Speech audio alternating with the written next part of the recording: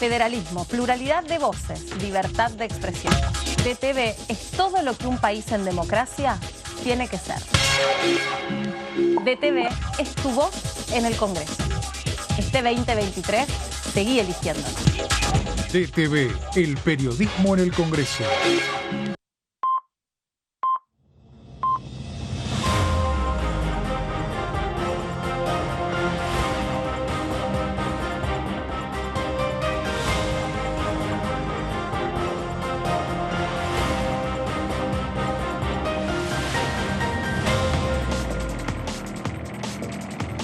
Acá estamos, ¿cómo les va? Bienvenidos a la segunda edición Pasados por Agua. ¿Cómo están? Cómo llueve. ¿Cómo llueve? Qué día feo. Sí, se llega bien, un poco mejor de tránsito al canal cuando llueve porque no hay marcha, protesta.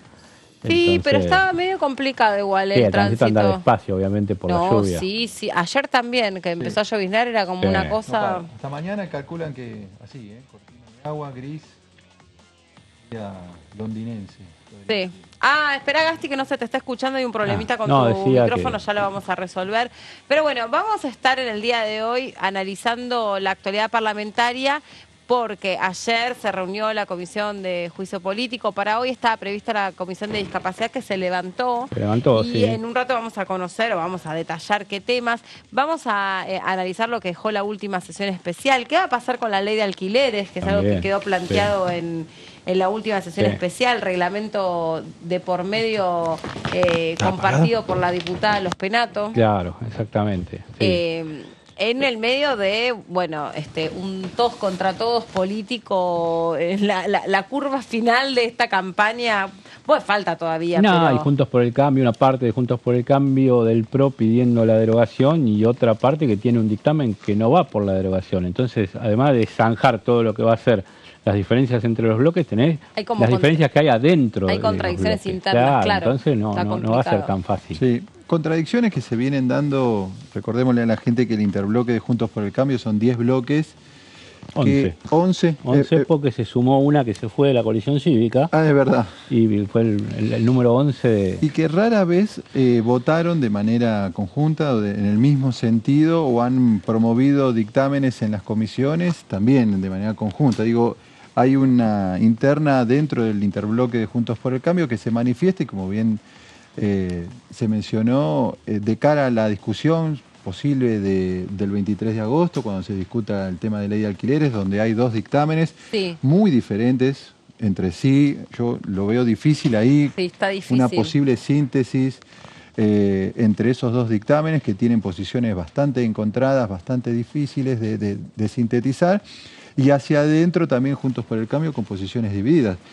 Lombardi el otro día pidiendo la derogación y después, con un dictamen de minoría promoviendo una nueva ley de alquileres. Parece contradictorio, habrá que ver también cómo zanja esa diferencia hacia adentro Juntos por el Cambio. Yo estaba pensando también en el temario que dejó la comisión de la última sesión, que digo bien, estoy como... El miércoles 5 pasado, hace una semana, la última sesión de la Cámara. Bueno, porque los temas que lograron aprobación y debate, más allá de lo que se planteó en la ley de alquileres, tuvo mucha repercusión en la agenda pública.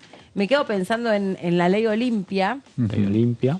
A donde en las últimas horas se generó un momento y una reflexión para todas las personas que, digamos, en el pasado se vieron agraviadas por la reproducción de sus imágenes íntimas y cómo eso, en definitiva, les ha generado un perjuicio directo en sus carreras, y cómo antes esa persona que resultaba víctima de la divulgación de esas imágenes se quedaba además sin trabajo.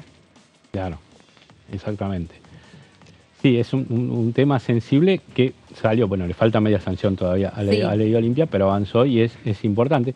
Vos fíjate que terminó siendo muy importante y casi título de lo que fue la sesión, un tema que originalmente no estaba en agenda, que se incluyó y que provocó esta polémica con Javier Milei en cuanto a su voto, que es lo de la fe de vida de los jubilados. Eso sí te afecta a un montón de gente, un montón de jubilados, que es una población sensible del país, y es tremendo el alivio que da y cómo le solucionás la vida, ahí cuando el Congreso puede estar y solucionar. Sí. Esto sí se convierte en ley y es un tema importante de la agenda. Después son temas económicos, por ahí son más macro y no le llegan directamente a la gente, sino indirectamente, obviamente, como los temas más económicos. Sí. Pero en temas que le tocan puntualmente a la gente, sí, lo que vos decís, ley Olimpia. No, pero ha tenido mucha derivación en la agenda. Viste que habitualmente hay sesiones que son por ahí más técnicas, que digamos van por determinadas temáticas, así, bueno, y que yo... la gente sigue su vida como si cualquier cosa, y hay otros que calan profundo porque ahí donde vos encontrás una historia que reproduzca eso. El otro tema, por ejemplo, que yo conocí hoy es distintas pequeñas y grandes historias de mujeres que solo por su condición de ser mujer han quedado excluidas de los trabajos. Claro. ¿No? Esto tiene que ver con la derogación de los trabajos, la derogación de la ley de 1924, creo que es que imposibilitaba a las mujeres a desarrollar determinadas tareas. Bueno, pero pasa que el mundo ha cambiado un montón desde 1924 en adelante, la tecnología, la maquinaria y un montón de masculinidades, digamos, por suerte ya están como, digamos, ubicadas en otro lugar. Y hoy hablaba, por ejemplo, con una chica que es buza, la única buza que existe, que está desempleada, está formada, está capacitada, o sea, pudo recibirse, pudo entrenarse, pasó todas las pruebas físicas y solo por ser mujer no puede formar parte de ningún equipo de buzos profesionales. Claro, sí, era se había ido derogando parcialmente esa legislación de 1925, pero finalmente ahora ya se sacó directamente de la legislación argentina, entonces bueno, eso va a permitir cuando se complete la sanción del Senado, que es lo que falta, que ya se pueda trabajar las mujeres en todas esas actividades que prohibía una ley justamente y un decreto de hace 100 años. Exactamente. Bueno, Gasti, te veo ahí ya parado con otro de los temas importantes que tiene que ver con la refinanciación de las deudas ante ENOSA. ¿De qué se trata esto? Exactamente, Melina, Leo, vamos a repasar otro de los temas que fue aprobado en la última sesión, como bien decían, la semana pasada en el recinto de la Cámara de Diputados. Un régimen de refinanciación de deudas ante el Ente Nacional de Obras Hídricas de Saneamiento, proyecto impulsado por el oficialismo, pero que fue acompañado por todos los bloques legislativos. Estos son deudas que tienen provincias, municipios, comunas, cooperativas, que en su momento pidieron créditos en dólares a ENOSA, que a su vez el ENOSA pidió al BID para hacer obras hídricas de agua potable y de saneamiento, que después no se pudo pagar, no se especificaron. Después, cuando salida de la convertibilidad a la Argentina, esas deudas quedaron en dólares, deudas que para muchos son impagables. Como dicen, si eso después se tiene que trasladar al precio que brindan por el servicio de agua, los contribuyentes tendrían que pagar una boleta altísima. Bueno, esto finalmente, como decíamos, fue aprobado. 119 votos afirmativos, 11 negativos, 25 abstenciones, todas correspondientes al PRO y a la coalición cívica, y fue girado esto mismo al Senado de la Nación. Decíamos, son deudas a cargo de provincias, municipios, comunas, entes prestadores de servicios públicos como son cooperativas. En algunas comunas, en algunos municipios, el servicio del agua lo prestan cooperativas. Respecto al ENOSA, al Ente Nacional de Obras Hídricas de Saneamiento. ENOSA, que depende, por supuesto, del Ministerio de Obra Pública de la Nación. Algunas de estas deudas generadas tienen entre 25 y 30 años, se generaron en la mitad de la década del 90, en plena convertibilidad, recordarán ustedes, $1, $1. Decíamos, son acreedores internacionales como el BID, el Banco Interamericano de Desarrollo, deudas en dólares y que no fueron especificadas. Recordemos que en el 2003 se especificaron, muchas provincias especificaron sus deudas. Estas deudas no fueron especificadas, quedaron en dólares, resultando impagables a la salida de aquella convertibilidad con la permanente devaluación del peso respecto de la moneda norteamericana, ¿no? Claro. El plan de refinanciación contemplará plazos no inferiores a 10 años, con un año de gracia, y no superiores a los 20 años. También propone que el capital adeudado se calculará según la cotización del dólar, del tipo de cambio vendedor que fije el Banco Nación. O sea, que es un tipo de cambio oficial muy favorable. El tipo de cambio vendedor del Banco Nación, no sé cuánto estará ahora, 270, 275, muy distinto a la cotización del dólar blue, el dólar que habitualmente... El Moritán. Sí, exactamente, con una facilidad de pago en muchos años, de 10 a 20 años, con un año de gracia. En algún momento se pensó que podían condonarse los intereses. En definitiva, no, esto no es así, se va a seguir cobrando intereses, pero muy, muy menores. Vamos con las repercusiones. Bueno, en aquel momento Eduardo Fernández, diputado del Frente de Todos, diputado por la provincia de Córdoba. Importante, ¿por qué? Porque Córdoba es una de las provincias más afectadas por estas deudas. En total estamos hablando de una deuda de 85 millones de dólares. Solo la provincia de Córdoba, de esos 85 millones de dólares, debe 55. 55 millones de dólares deben la provincia de Córdoba, sus comunas, distintos distritos, no la provincia en sí, pero efectivamente era un problema bastante grande que tenían los distintos departamentos de la provincia de Córdoba. 13 provincias están afectadas, pero la más afectada de todas, la provincia de Córdoba. Perdón, pero Córdoba, ¿por qué es la principal afectada por esta deuda? Porque, porque la que ha tomado... sus municipios fueron pidiendo estos préstamos en su momento a Lenosa para hacer obras de saneamiento, y cuando pasó a la convertibilidad, en aquel momento gobierno radical en la provincia de Córdoba, cuando se especificó de la Sota, gobernador de Córdoba, no pidió la especificación de estas deudas, que se siguió cobrando en dólares y se siguió acumulando estas deudas que decíamos, ¿no? Llegan a 85 millones, la provincia de Córdoba acá, 55 millones, ¿no? Sí, acá hay algunos municipios: Huinca-Rinanco de Córdoba, Almafuerte, Cosquín, Villanueva, Río Tercero, San Basilio, Villa General Belgrano, Monte Maíz, todos esos de Córdoba. Te dije más o menos 8 o 10 de una lista que hay de 25. Otros son en la provincia de Buenos Aires, General Villegas, Piedrita, General Conesa.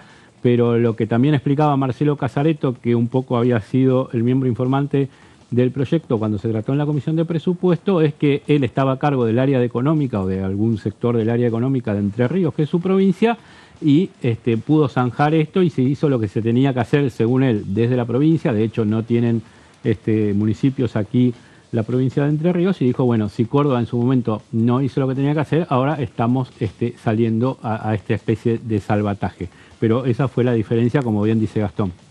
Proyecto que fue presentado reiteradas veces, ¿eh? Cada 2 años se fue presentando, fue teniendo dictamen, después perdía estado parlamentario porque no se trataba, y generalmente fue presentado por legisladores de la provincia de Córdoba. En alguna oportunidad el propio Mario Negri presentó un proyecto similar a este que se termina aprobando y teniendo media sanción de la Cámara de Diputados. Carlos Gutiérrez, también otro legislador por la provincia de Córdoba, destacó que lo novedoso de este proyecto, que atiende una situación absolutamente inequitativa para los municipios de 13 provincias, es que estas deudas, debido al contexto de la convertibilidad, fueron los únicos que quedaron sin especificar. Un poco lo que estábamos contando, decíamos, habrá que ver qué curso tiene en el Senado. Hoy el Senado quiso convocar a sesiones, no lo pudo hacer, faltó el quórum, con una agenda de temas, salvo algún que otro pliego judicial. Después era una agenda de temas bastante consensuada, que uno podía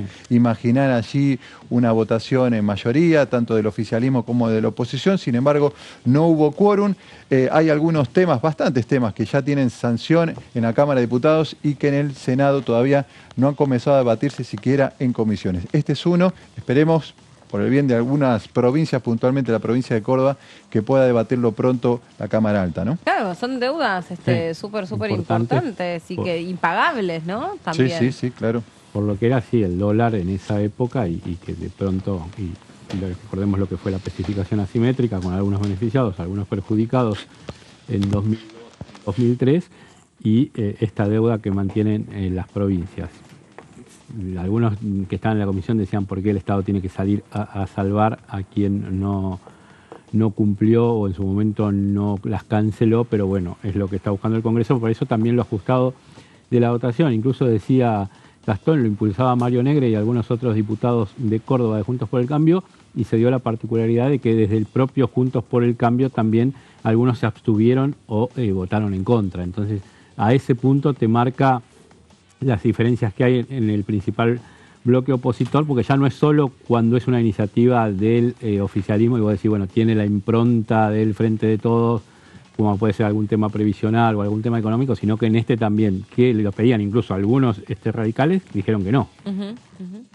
Bueno, vamos a seguir ocupándonos de ese tema y vamos a retomar lo que pasó ayer en la Comisión de Juicio Político, que siguió adelante con el capítulo coparticipación. Ya saben ustedes que coparticipación es el tema que motivó que el presidente Alberto Fernández enviara el requerimiento de averiguar si había causales suficientes para poder citar a los cortesanos a un juicio político, y esto se dividió en distintos expedientes. Ayer llegó el turno de avanzar en el de coparticipación, y vino la ex ministra por un mes de Economía, Silvina Batakis, pero en realidad no vino en su carácter de ex ministra de Economía, sino que vino cuando estaba ocupándose un cargo dentro del Ministerio del Interior, porque ella tenía que dar cuenta, a ver si o tratar de demostrar a través de su testimonio si hubo o no hubo un fallo tendencioso por parte de la justicia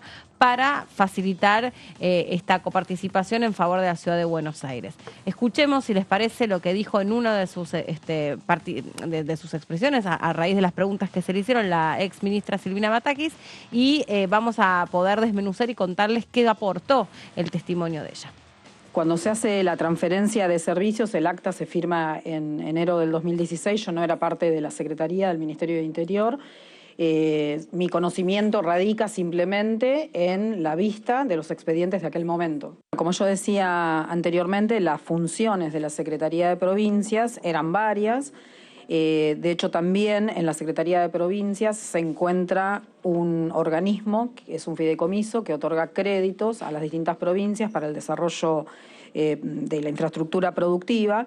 Entonces, en el marco de la Subsecretaría de Relaciones Fiscales con las provincias, en el marco de la Subsecretaría de la Planificación del Desarrollo y en el marco de ese fideicomiso, la función siempre fue recibir a todas las provincias. Por ejemplo, en el marco de relaciones fiscales con las provincias, cada una de las provincias, cuando quiere tomar algún endeudamiento, tiene que hacer un trámite que inicia por el Ministerio de Interior, específicamente por esa subsecretaría. En este caso, la Ciudad Autónoma de Buenos Aires emite letras. Muchas de esas letras, cuando sobrepasan el ejercicio, tienen que pedir autorización. Entonces, ese trámite ingresa y, por supuesto, uno tiene que hablar con los funcionarios competentes, en este caso el secretario de Hacienda o ministro de Economía de Hacienda de la Ciudad de Buenos Aires en su momento, o el subsecretario. Por otra parte también, a través de la elaboración de esta planificación que yo también tenía a cargo, también hablamos tanto con el secretario de Hacienda como con el jefe de gobierno porteño para poder elaborar el plan integral de desarrollo en todas las provincias y en todas las jurisdicciones subnacionales de Argentina. Y en materia del fideicomiso financiero, el gobierno de la Ciudad de Buenos Aires estaba tramitando un crédito para hacer una obra en el gobierno de la ciudad y también tuvimos trato en ese sentido. Siempre las reuniones fueron cordiales y habituales y tenían que ver con las misiones y funciones de cada una de estas áreas.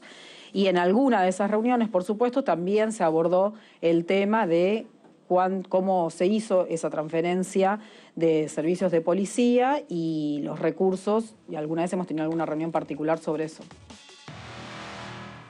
Bueno, fue bastante larga la exposición de la exministra Silvina Batakis. Bueno, yo le digo exministra, pero bueno, en este caso de nuevo estaba citada en carácter de exsecretaria de provincias, secretaria ¿no? de las Dentro provincias, del Ministerio del Interior. Sí.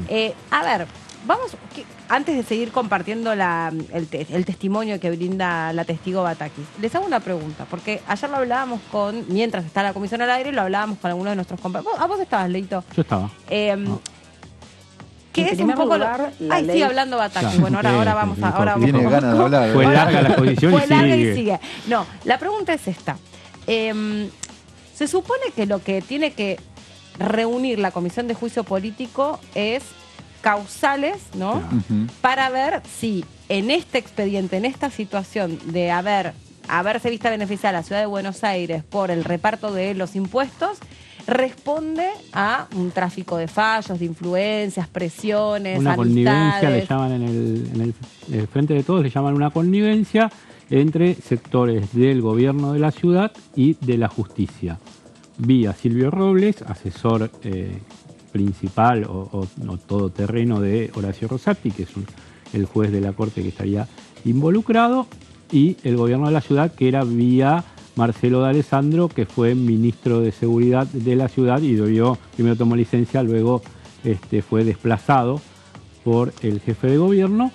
A ver, ahí se está viendo esos chats. En la sesión pasada en la reunión pasada de la Comisión de Juicio Político, Rodolfo Tailade del Frente de Todos había pedido la huella de voz de D'Alessandro para ver si lo que se escuchaba en los chats verdaderamente era de él o no. Y ahora se está avanzando, se recibieron estos testimonios de las provincias y se agendó para la próxima reunión, que es el 1 de agosto, que sí vengan, o se los cite por lo menos, a Robles y a D'Alessandro.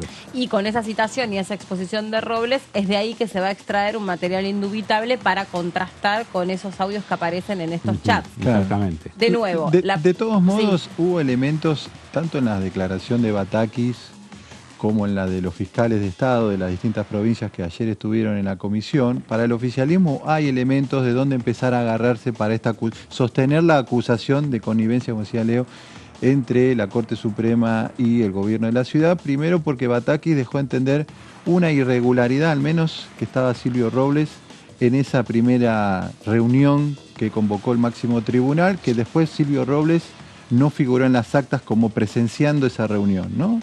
Eso fue una pregunta que le hizo el diputado Leopoldo Moro a Batakis. Batakis confirma la presencia de Silvio Robles. Es cuando toma una pizarra y empieza a dibujar un croquis y dice dónde estaban. Claro, dónde estaban todos. En las actas no figura que Silvio Robles haya participado de esa reunión. Pero hay testimonios que dicen que recuerdan que Batakis efectivamente confirma que estuvo.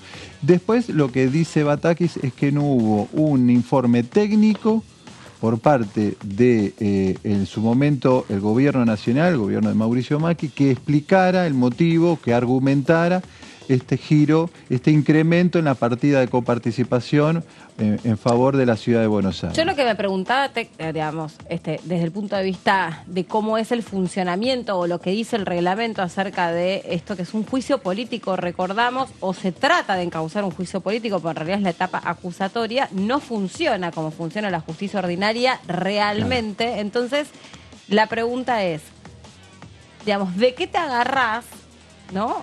Seas oposición o seas oficialismo, no importa. ¿De qué te agarras concretamente para desarmar eso que para vos es tu hipótesis, ¿no? Que es que ese fallo es el resultado de una amistad entre un señor miembro muy cercano de un integrante de la Corte Suprema y un señor muy importante de la ciudad de Buenos Aires. Entonces, ¿de qué te agarras? Del fallo. Entonces, ¿o podés o no podés opinar sobre el fallo? O sea, el fallo es un elemento que seguramente está siendo, es materia de observación. Lo que pasa es que el oficialismo lo que dice es, bueno, ¿cómo se llega a ese fallo? ¿No? Que en verdad es una cautelar. ¿Cómo se llega a ese resultado? Entre otras cosas que decía acá la huella de voz, también se lo pide, se lo cita a Maíquez, el fiscal general, por entender que está esta relación de amistad, de cercanía entre Silvio Robles y Marcelo D'Alessandro, porque supuestamente festejó un cumpleaños en el Four Seasons y estos dos funcionarios asistieron. Eso quiere explicar el oficialismo como que hay una relación, una estrechez ahí en los vínculos. Y después con los testimonios, ¿no?, que están convocando, que dieron ayer los fiscales de Estado de las provincias, tratando de entender o de explicar que fue todo un procedimiento con muchas irregularidades en el medio, ¿no? Que se llega a un resultado muy beneficioso a la ciudad, para la ciudad de Buenos Aires, con muchas irregularidades, y creo que los testimonios, el chat o los chats entre Robles y D'Alessandro, por eso la prueba de huella de voz, como que para el oficialismo, esto siempre hay que aclararlo, para el oficialismo terminaría de justificar un marco probatorio de que hubo allí una connivencia entre el máximo tribunal y el gobierno de la ciudad para que el fallo o la cautelar resultara beneficiosa a la ciudad de Buenos Aires. Claro, ¿no? Lo que vos planteás, Meli, está bien. O sea, acá tenemos la cuestión de forma, de cómo se hizo, cómo se llegó, si hubo connivencia, acuerdo o no.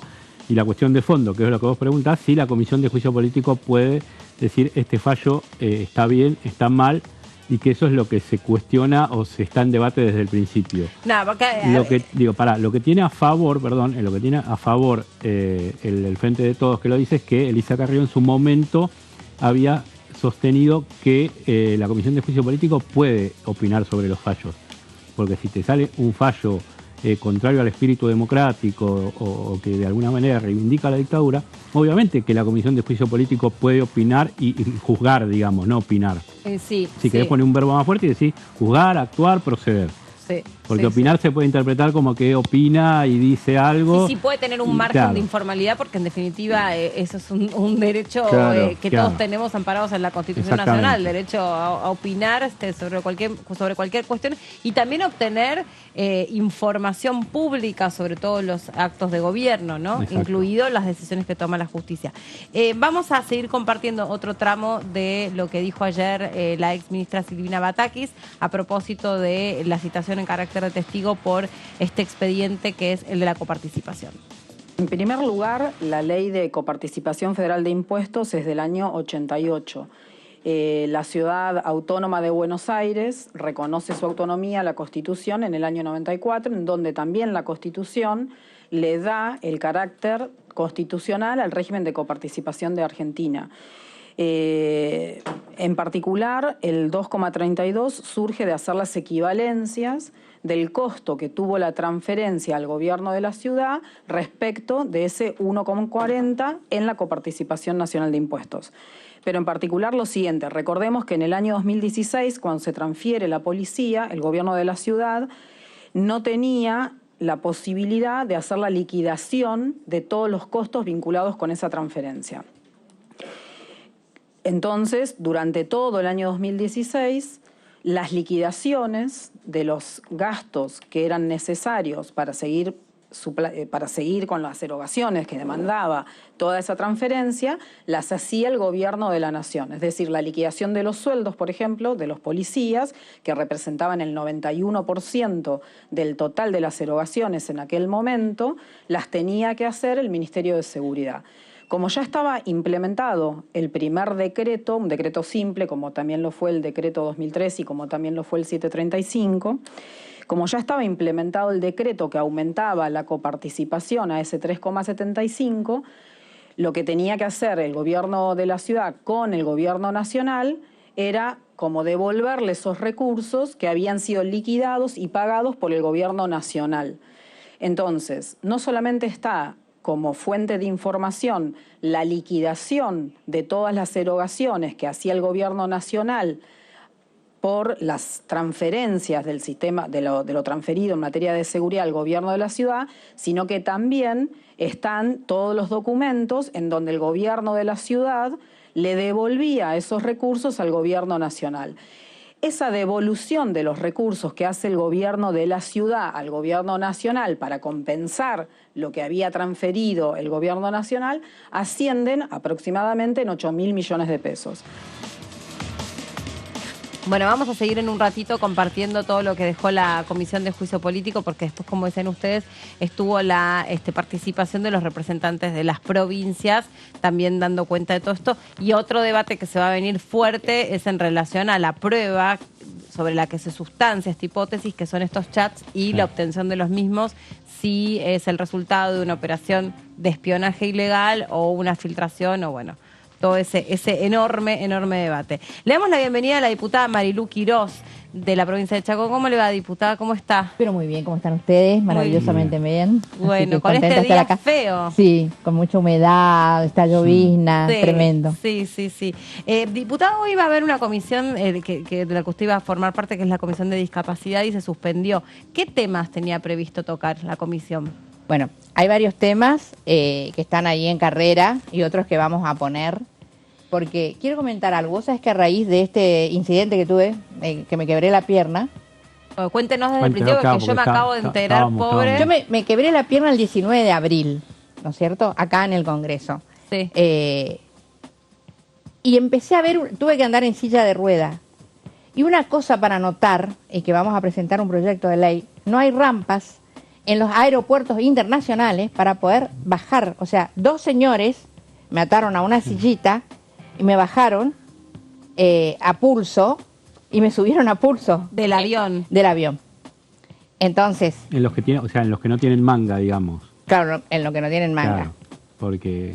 Pero igual, a ver. Pero iban a tirar por el tobogán, ¿te imaginas? No, porque estoy pensando en el Seiza, en el Seiza no sé si se baja mucho en pista. Sí, se baja bastante. En el Seiza me subieron con un elevador, con un elevador. Sí. En el Seiza. Pero, por ejemplo, en Resistencia Chaco, un aeropuerto internacional, no hay manga, nada, qué sé yo, y te bajan. Vos imaginate un día como hoy. No, tremendo. Llovizna, se resbalan, ¿viste? No, me matan de allí, no la le quiebran algo más. Sí, no, tremendo. Y realmente, y ver cómo hay mucho por hacer dentro del campo de la discapacidad. No hay zonas, no hay lugares, las veredas, las calles. O sea, ¿dónde andás en tu silla de ruedas? Yo anduve casi 3 meses en silla de ruedas. Entonces empecé a mirar o a ver y a sufrir, ¿no es cierto?, las incomodidades que tienen las personas con discapacidad. Todo lo que tienen que pasar. Es una forma de discriminación. Totalmente. Absoluta. Totalmente. Una de las cosas también, los vehículos, no están muchos. Vivo en el interior profundo del Chaco, los vehículos que llevan discapacitados no tienen la rampa para que pueda subir la silla de rueda y todo eso. Una de las cosas que nos están pidiendo que hagamos.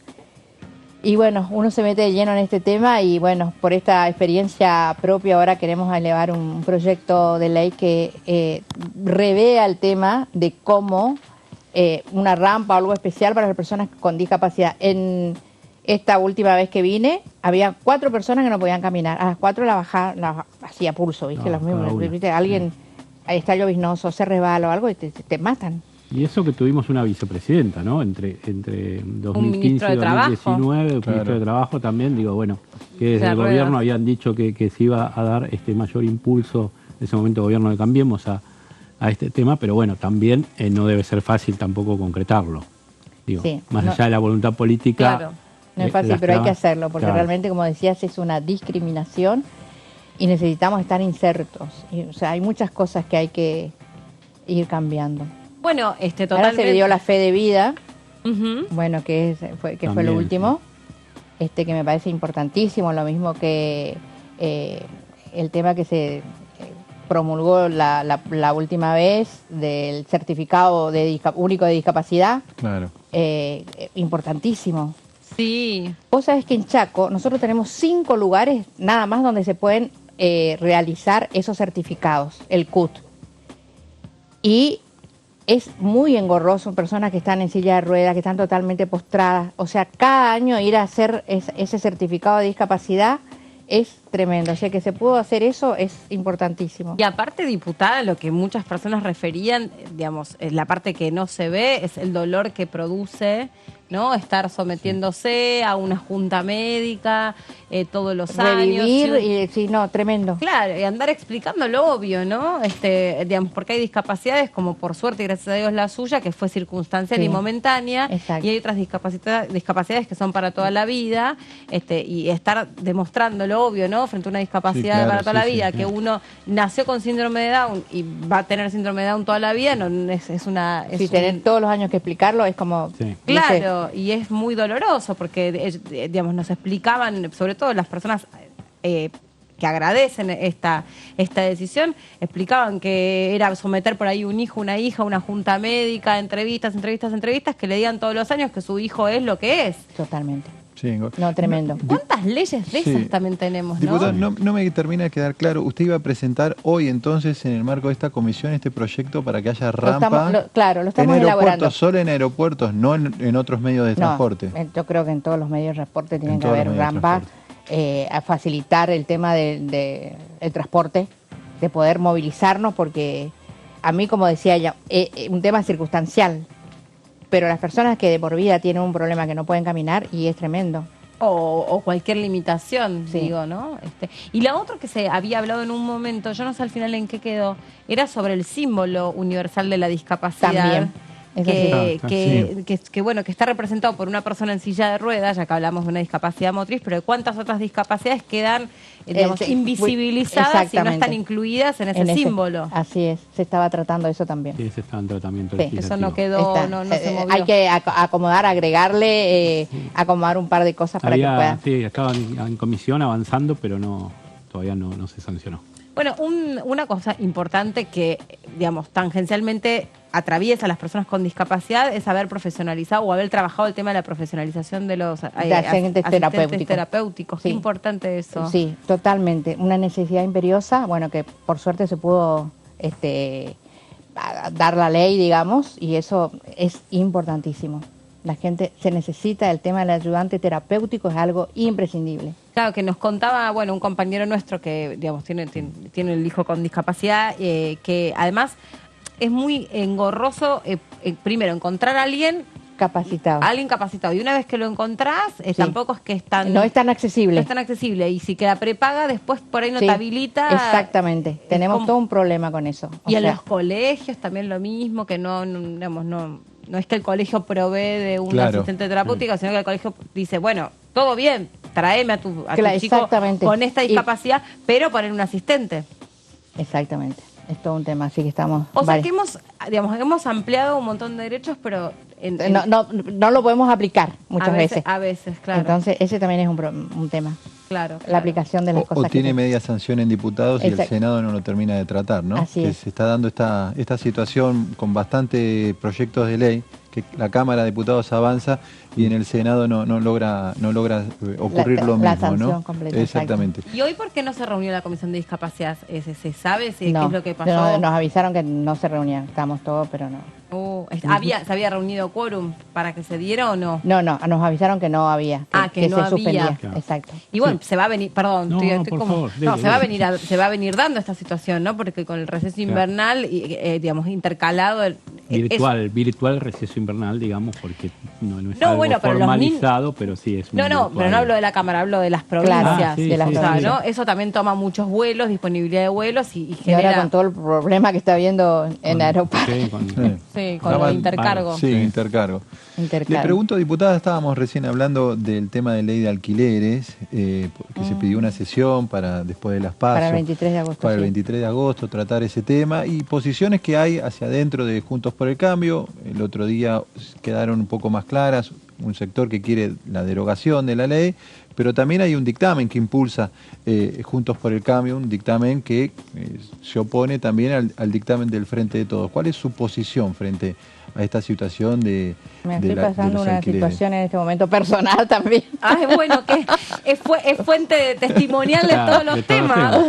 Totalmente. Primero tenemos que volver, hay mucho para tratar, a la vieja ley. Hoy estuve con el presidente de Emprendedores de la Argentina y realmente hablábamos del tema alquileres. Yo necesito alquilar, por ejemplo, en Buenos Aires. Estoy pasando una situación con mi esposo que está con problemas de salud. Tenemos que venir acá y todo es en dólares. O sea, yo no gano en dólares. ¿No? Nosotros sí, no sé, será usted la única que no. No, pero, a ver, ponernos en el lugar del otro, facilitar las cosas. Un tremendo problema con el tema. Mi posición, volver a la vieja ley, ¿no es cierto? Cada 2 años renovar, que sean pesos. Nosotros presentamos un proyecto también en ese tema para que podamos renovar, como digo, cada 2 años, hacerlo en pesos, acordar entre las partes. O sea, no todo es lo mismo. O sea, tiene que ser más accesible. Hoy el sueño, antes era tener una vivienda, hoy el sueño es poder alquilar. Todos están viviendo o con el suegro o con la madre, o sea, es tremendo. Y las situaciones que vemos, como viven hacinados varias familias en una casa porque no pueden alquilar, y en lugar nosotros de facilitarle las cosas para que pueda suceder, es como que hay allí una barrera que tenemos que franquear, o sea, tiene que ser...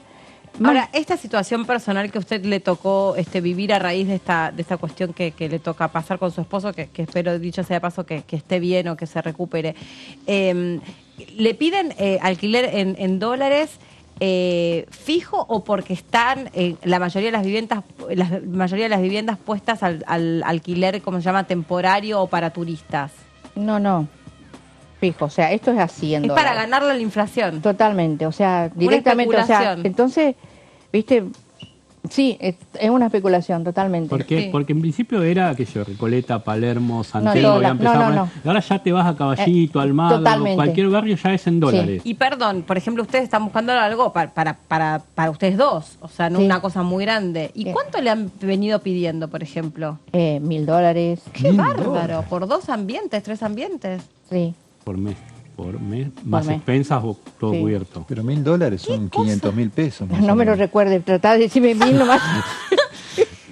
No, sí, está el oficial. 1.040, 1.000, sí, no, 1.000. Lo que pasa es que han proliferado las aplicaciones como Airbnb. No, pero por eso preguntaba si era porque es para estos departamentos que ya están todos amueblados, que es para turistas, entonces por ahí ella, no sé, perdón, no me quiero meter, pero lo tomo solo como un ejemplo, que si por una semana, bueno, no sé. Es una barbaridad. Pero no, le están pidiendo para entrar al alquiler fijo, para alquilarlo por 2 años. No, perdón, 2 meses.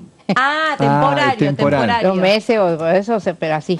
O sea, ya amueblado el departamento. Sí, en claro, por esa situación. Sí, no, pero igual también vengo escuchando. Todos así, Eso, también vengo escuchando que ahora la tendencia es, si tengo un departamento, me lo guardo y le saco un dinero. Exacto. Es lo que está pasando. Total, que me importa. Como no está regulado nada, entonces cada uno piensa en ganarle a la inflación, entonces pasan estas cosas. Y uno en la necesidad, ¿no es cierto? Como en mi caso, que tengo un tema de salud, tiene que acceder a esto. Qué abuso terrible. Es un abuso, todo es un abuso. ¿Y una ley puede resolver eso? Porque también esa es la otra pregunta. Esperemos que sí, que lo vamos a hacer. Claro, no, lo que pasó con la ley de 2020, que bueno, hay que recordar que el PRO, se le decía a Ley Lipovetsky, que era el diputado del PRO, justo presidente de la Comisión de Legislación General. Lipovetsky, ¿no? Pobre Lipovetsky, se quedó la mochila. Sí, totalmente, pobrecito. Pero por haber trabajado y haber tratado de hacer un consenso. No, le decía, antes de esa ley no estaba, por ejemplo, lo de la canasta de garantías o este paquete de garantías que por allí da alguna solución, o el tema de diferenciar bien expensas ordinarias y extraordinarias, que eso le da un poco más de seguridad al inquilino. Sí, exacto. Digo, o sea, si ustedes drogan, también sacan eso. También. ¿En eso qué posición tiene? Porque no eran malos instrumentos. No eran malos. Yo creo que hay que, vuelvo a decir, acordar con ambas partes, a ver qué es lo más confiable para ambas partes, o sea, acordar de mutuo acuerdo. Aunque la agrupación de inquilinos, que es quizás la organización más conocida, está bastante conforme con esta ley, la que está vigente. Digo, cuando los invitan a las comisiones, suelen ser tener posiciones bastante cercanas a la actual ley, ¿no? O al dictamen que presenta en este caso el Frente de Todos. ¿Cómo se puede llegar a un proyecto que también pueda poner de acuerdo o sumar a los inquilinos? Y sumar a los inquilinos y tratar de, como vuelvo a decir lo del principio, ayudar a la gente, ¿no? O sea, después del 23 de agosto vamos a ver cómo queda todo esto y si llegamos a un común acuerdo. Que yo soy partícipe de que tenemos que dialogar mucho. Que acá lo importante no son los partidos, sino la gente que está esperando que le solucionemos los problemas. Porque para eso nos eligen. Y eso es una cosa que tenemos que tener en claro todo el tiempo. Diputada, estaba viendo entre los proyectos que usted o acompañó o presentó, me interesó uno que tiene que ver con la asistencia económica para personas con discapacidad que practiquen deportes. Sí, Karina Bache. Sí. Karina Bache, sí. ¿Nos puede contar un poquito de qué se trata? Claro, las personas por allí que esto presentó la diputada de San Luis, las personas que puedan tener acceso o que quieran practicar o quieran participar en un torneo o en esto que hacer lo que les gusta, o sea, que puedan tener una ayuda económica, algo que los ayude a no dejar, a seguir, a incentivarlos. Claro. Eso va a ver cómo se aplica. Claro, porque ya de por sí, digamos, en general lo que hablábamos antes, ¿no? Las personas con discapacidad les cuesta mucho estar insertas en el mercado productivo. Y vos sabés que hay una cosa, recorriendo toda la provincia del Chaco, mi provincia que duele, como digo siempre, la gente con discapacidad muchas veces no sabe de todos los beneficios a la que puede acceder hay mucha ignorancia con respecto a esto, que también una de las cosas que tenemos que impulsar es el conocimiento de qué cosas puede acceder una persona discapacitada y a qué cosas tiene derecho, porque te digo, el 50% de las personas no lo saben, No, seguro, pero digamos, en ese área y en muchas otras. Usted viene del mundo del turismo, ¿verdad? Sí. ¿Y cómo funcionó? Es lo que más me gusta. ¿Es lo que más que ser diputada? Bueno, no sé. ¿no? Bueno, claro, de viajar seguro, pero... Tengo un posgrado en turismo. Ajá. Y nosotros vivimos en el medio del campo del Chaco. Y ¿En qué parte del Chaco? En Aviateray. Estamos a 30 kilómetros de Presidencia Roquesas Peña.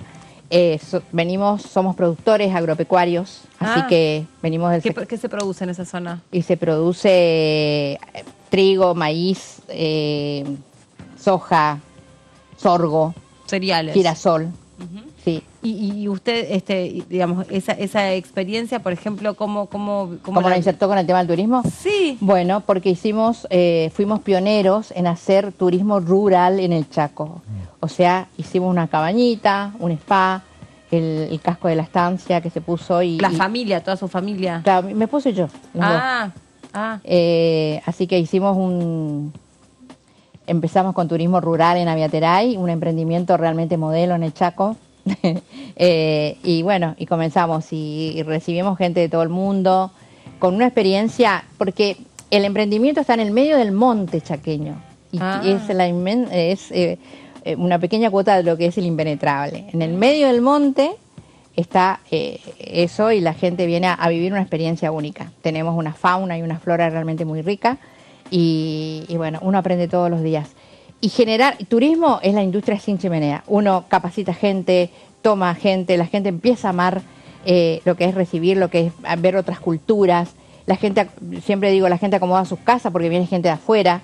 Empecé con un proyecto tremendo porque yo quería que la gente del pueblo, que podamos mostrar qué se hace en el pueblo, cómo se fabrican los ladrillos, cómo se hace una huerta, cómo se hace. O sea, la idea era que el extranjero venga a ver cómo se vive después de haber viajado y ver otras cosas. Como somos los gauchos. Exactamente. Y bueno, la gente anda a caballo, una serie de cosas se hace dentro del campo y gusta mucho. Sí. ¿Y en su provincia funcionó bien el previaje? ¿Fue una buena política? Sí, funcionó bastante bien, sí.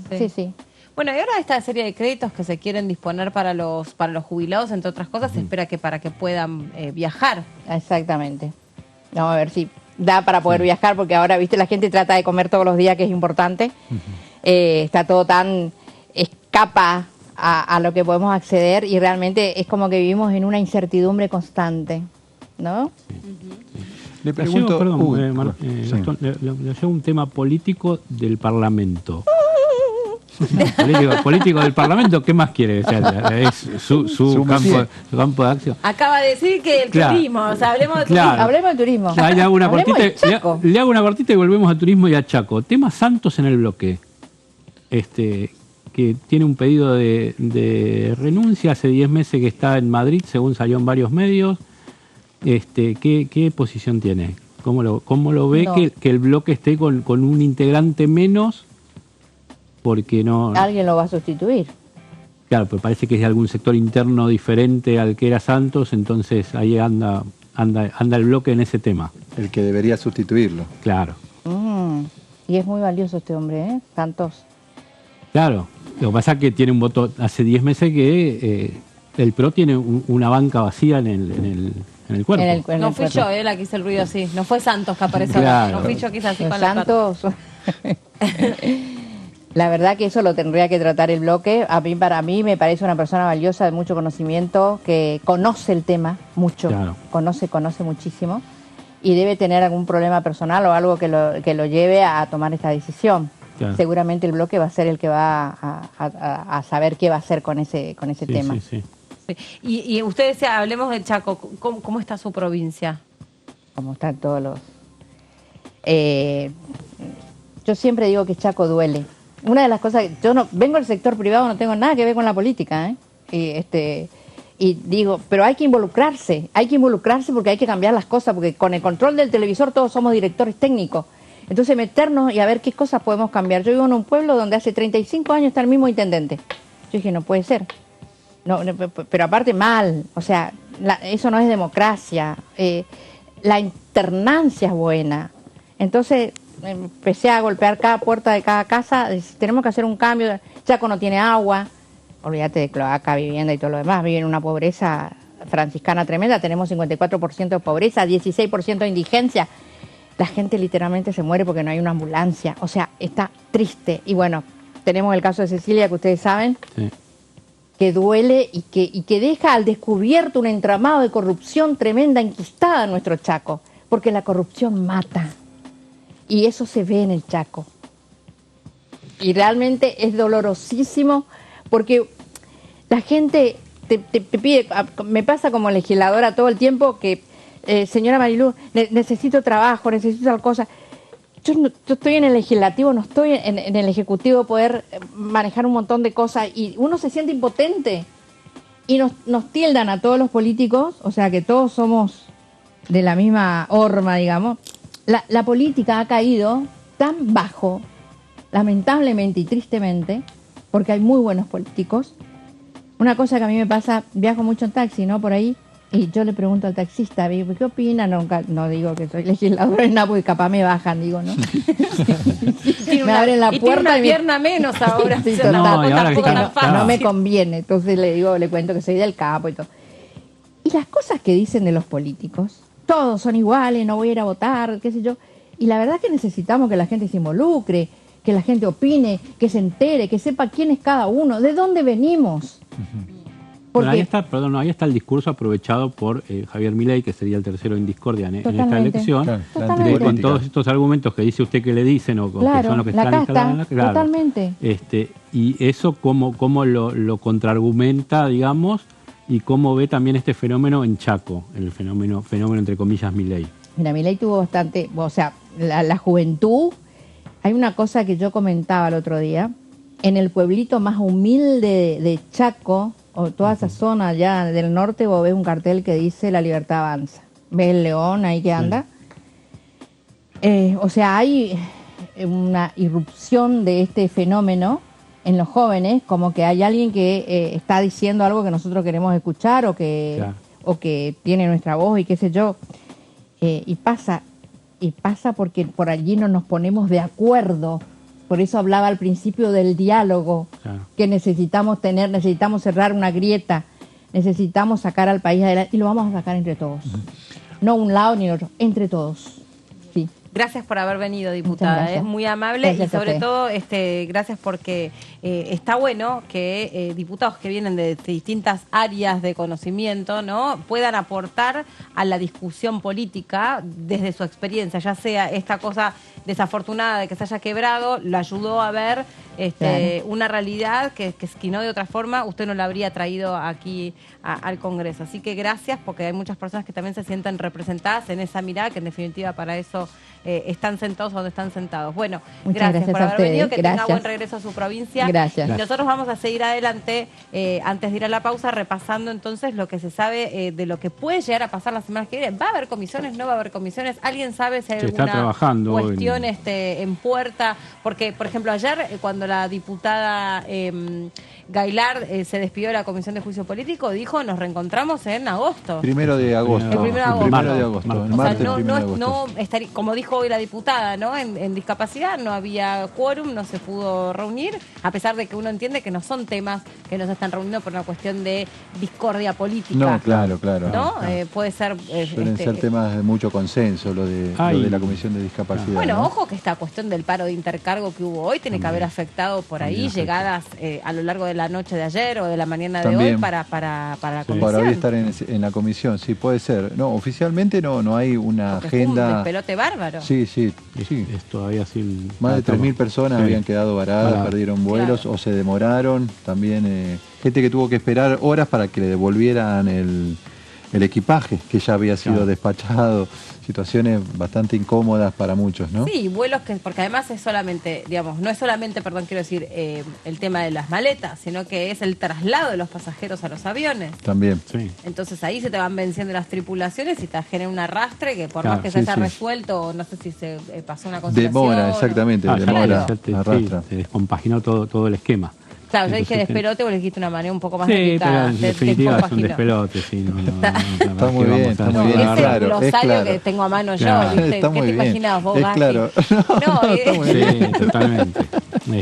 Así que perfecto, eso, pero claro. hay charlas informales entre las autoridades de los bloques, de la Cámara, intentando hacer una nutrida agenda para la semana que viene y la siguiente de comisiones. Por ahora figura vacía, pero no nos extrañemos que en las próximas horas comience a llenarse la agenda de comisiones de la semana que viene y la siguiente. Sí, seguro así sea, porque bueno, hay temas por supuesto muy importantes y están a la altura de que se reúnan a pesar de los recesos que pueda haber. Ojo que los diputados muchas veces dicen, ahí voy a la pausa, los diputados muchas veces dicen que el tema de la demanda de los vuelos para el turismo hace que no les sea tan fácil, bueno, acceder ellos a los vuelos, tal cual.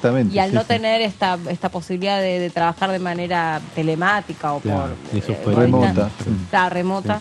Gracias, porque hoy estoy como, viste que tengo miedo del tipo de palabras a las que puedo echar mano cuando no me llega el agua al tanque. A las que te surjan, tenés que claro, sí, pero el lenguaje es el lenguaje que se entiende. Es el que está. ¿Les parece bien hacer una pausa? Ustedes me dicen, ¿eh? ¿Hay quórum para hacer una pausa? Sí, hay quórum. Perfecto, entonces vamos a la pausa.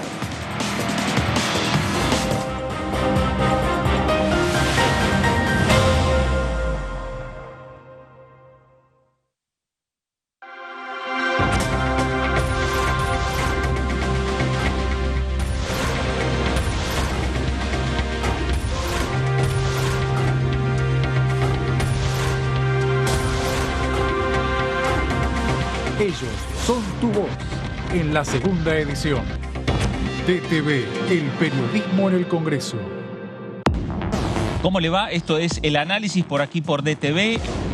El servicio educativo como servicio público esencial. No estamos hablando de estatizar nada ni de hacer otra cosa que declarar que ese servicio de educación, sea en las escuelas de gestión pública o estatal, o en las escuelas de gestión privada, es un servicio público esencial, igual que una guardia médica. Bueno, justamente hace un mes y medio he presentado el último proyecto, por ejemplo, con 19 diputados y diputadas nacionales del Frente de Todos en ese momento, es decir, que el litio sea declarado de interés estratégico para nuestro país. DTV, el análisis, de lunes a viernes.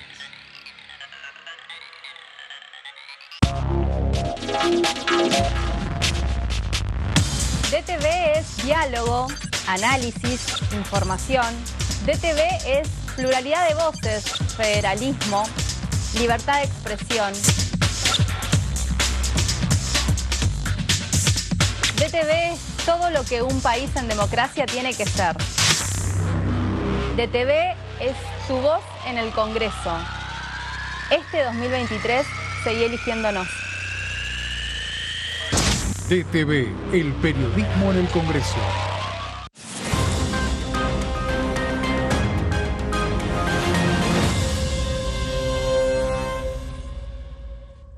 Exportamos bienes por más de 88.000 millones de dólares en 2022. Y detrás de ese dato hay un movimiento económico que llega a cada rincón del país. Primero la gente. Ministerio de Economía. Argentina Presidencia. De noticias parlamentarias.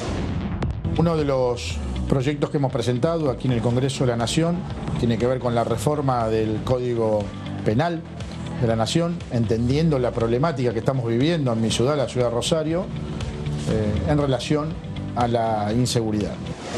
Había un proyecto que nos llamó la atención y entonces lo destacamos acá. Entre esos proyectos, este sí se iba a analizar y se va a analizar en la próxima reunión de Desarrollo Humano, que es un proyecto de la diputada Estela Hernández relacionado con los delitos de abuso sexual, lo que comentabas, abuso sexual, secuestro y femicidio ejercidos contra niñas indígenas.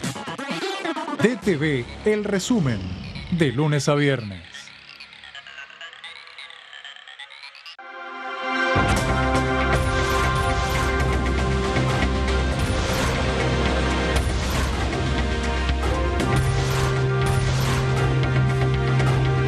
Ellos son tu voz en la tercera edición. TTV, el periodismo en el Congreso. Nuevo episodio de Todo Cultura, aquí estamos en Diputados TV.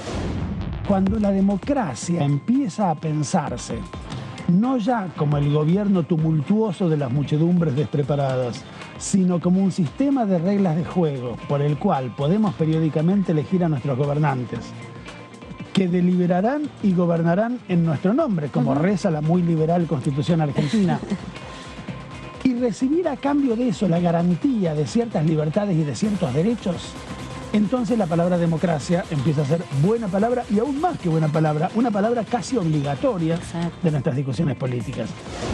¿Cuál era el espíritu de Belgrano? Era esa nueva nación que se está fundando, tiene que tener un principio de unidad, de legitimidad, pero un principio de legitimidad que incorpore no solamente a los sectores criollos, sino también a las comunidades originarias. Todo Cultura, miércoles 23 horas. Cuando hagas una compra, paga como quieras, pero paga lo que es justo, porque ahora contás con Precios Justos, el compromiso que tomamos con supermercados y distribuidores de todo el país, para que más de 2.000 productos mantengan su precio por 4 meses y la previsibilidad de que otros 30.000 no superen el 4% de aumento mensual. Además, podés avisar de faltantes o irregularidades para que nadie tenga que pagar de más. Bajate la app, escaneá y conocé los precios justos. Primero la gente. Ministerio de Economía. Argentina Presidencia. TTV es información, diálogo, análisis. TTV es federalismo, pluralidad de voces, libertad de expresión. TTV es todo lo que un país en democracia tiene que ser. TTV es tu voz en el Congreso. Este 2023 seguí eligiéndonos. TTV, el periodismo en el Congreso.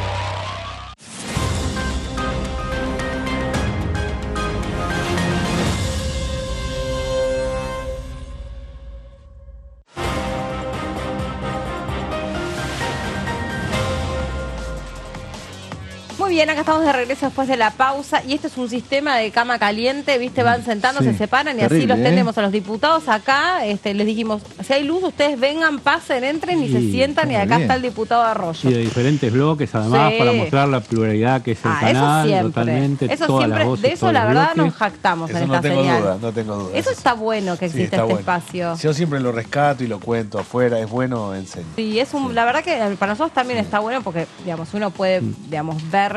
hacer zapping, te das cuenta que a ustedes no los deben invitar a determinados medios y a eso solo me llama la atención. Yo he ido mucho a los medios de comunicación y hace unos años iba y el panel era uno de un partido, otro de otro y otro de otro.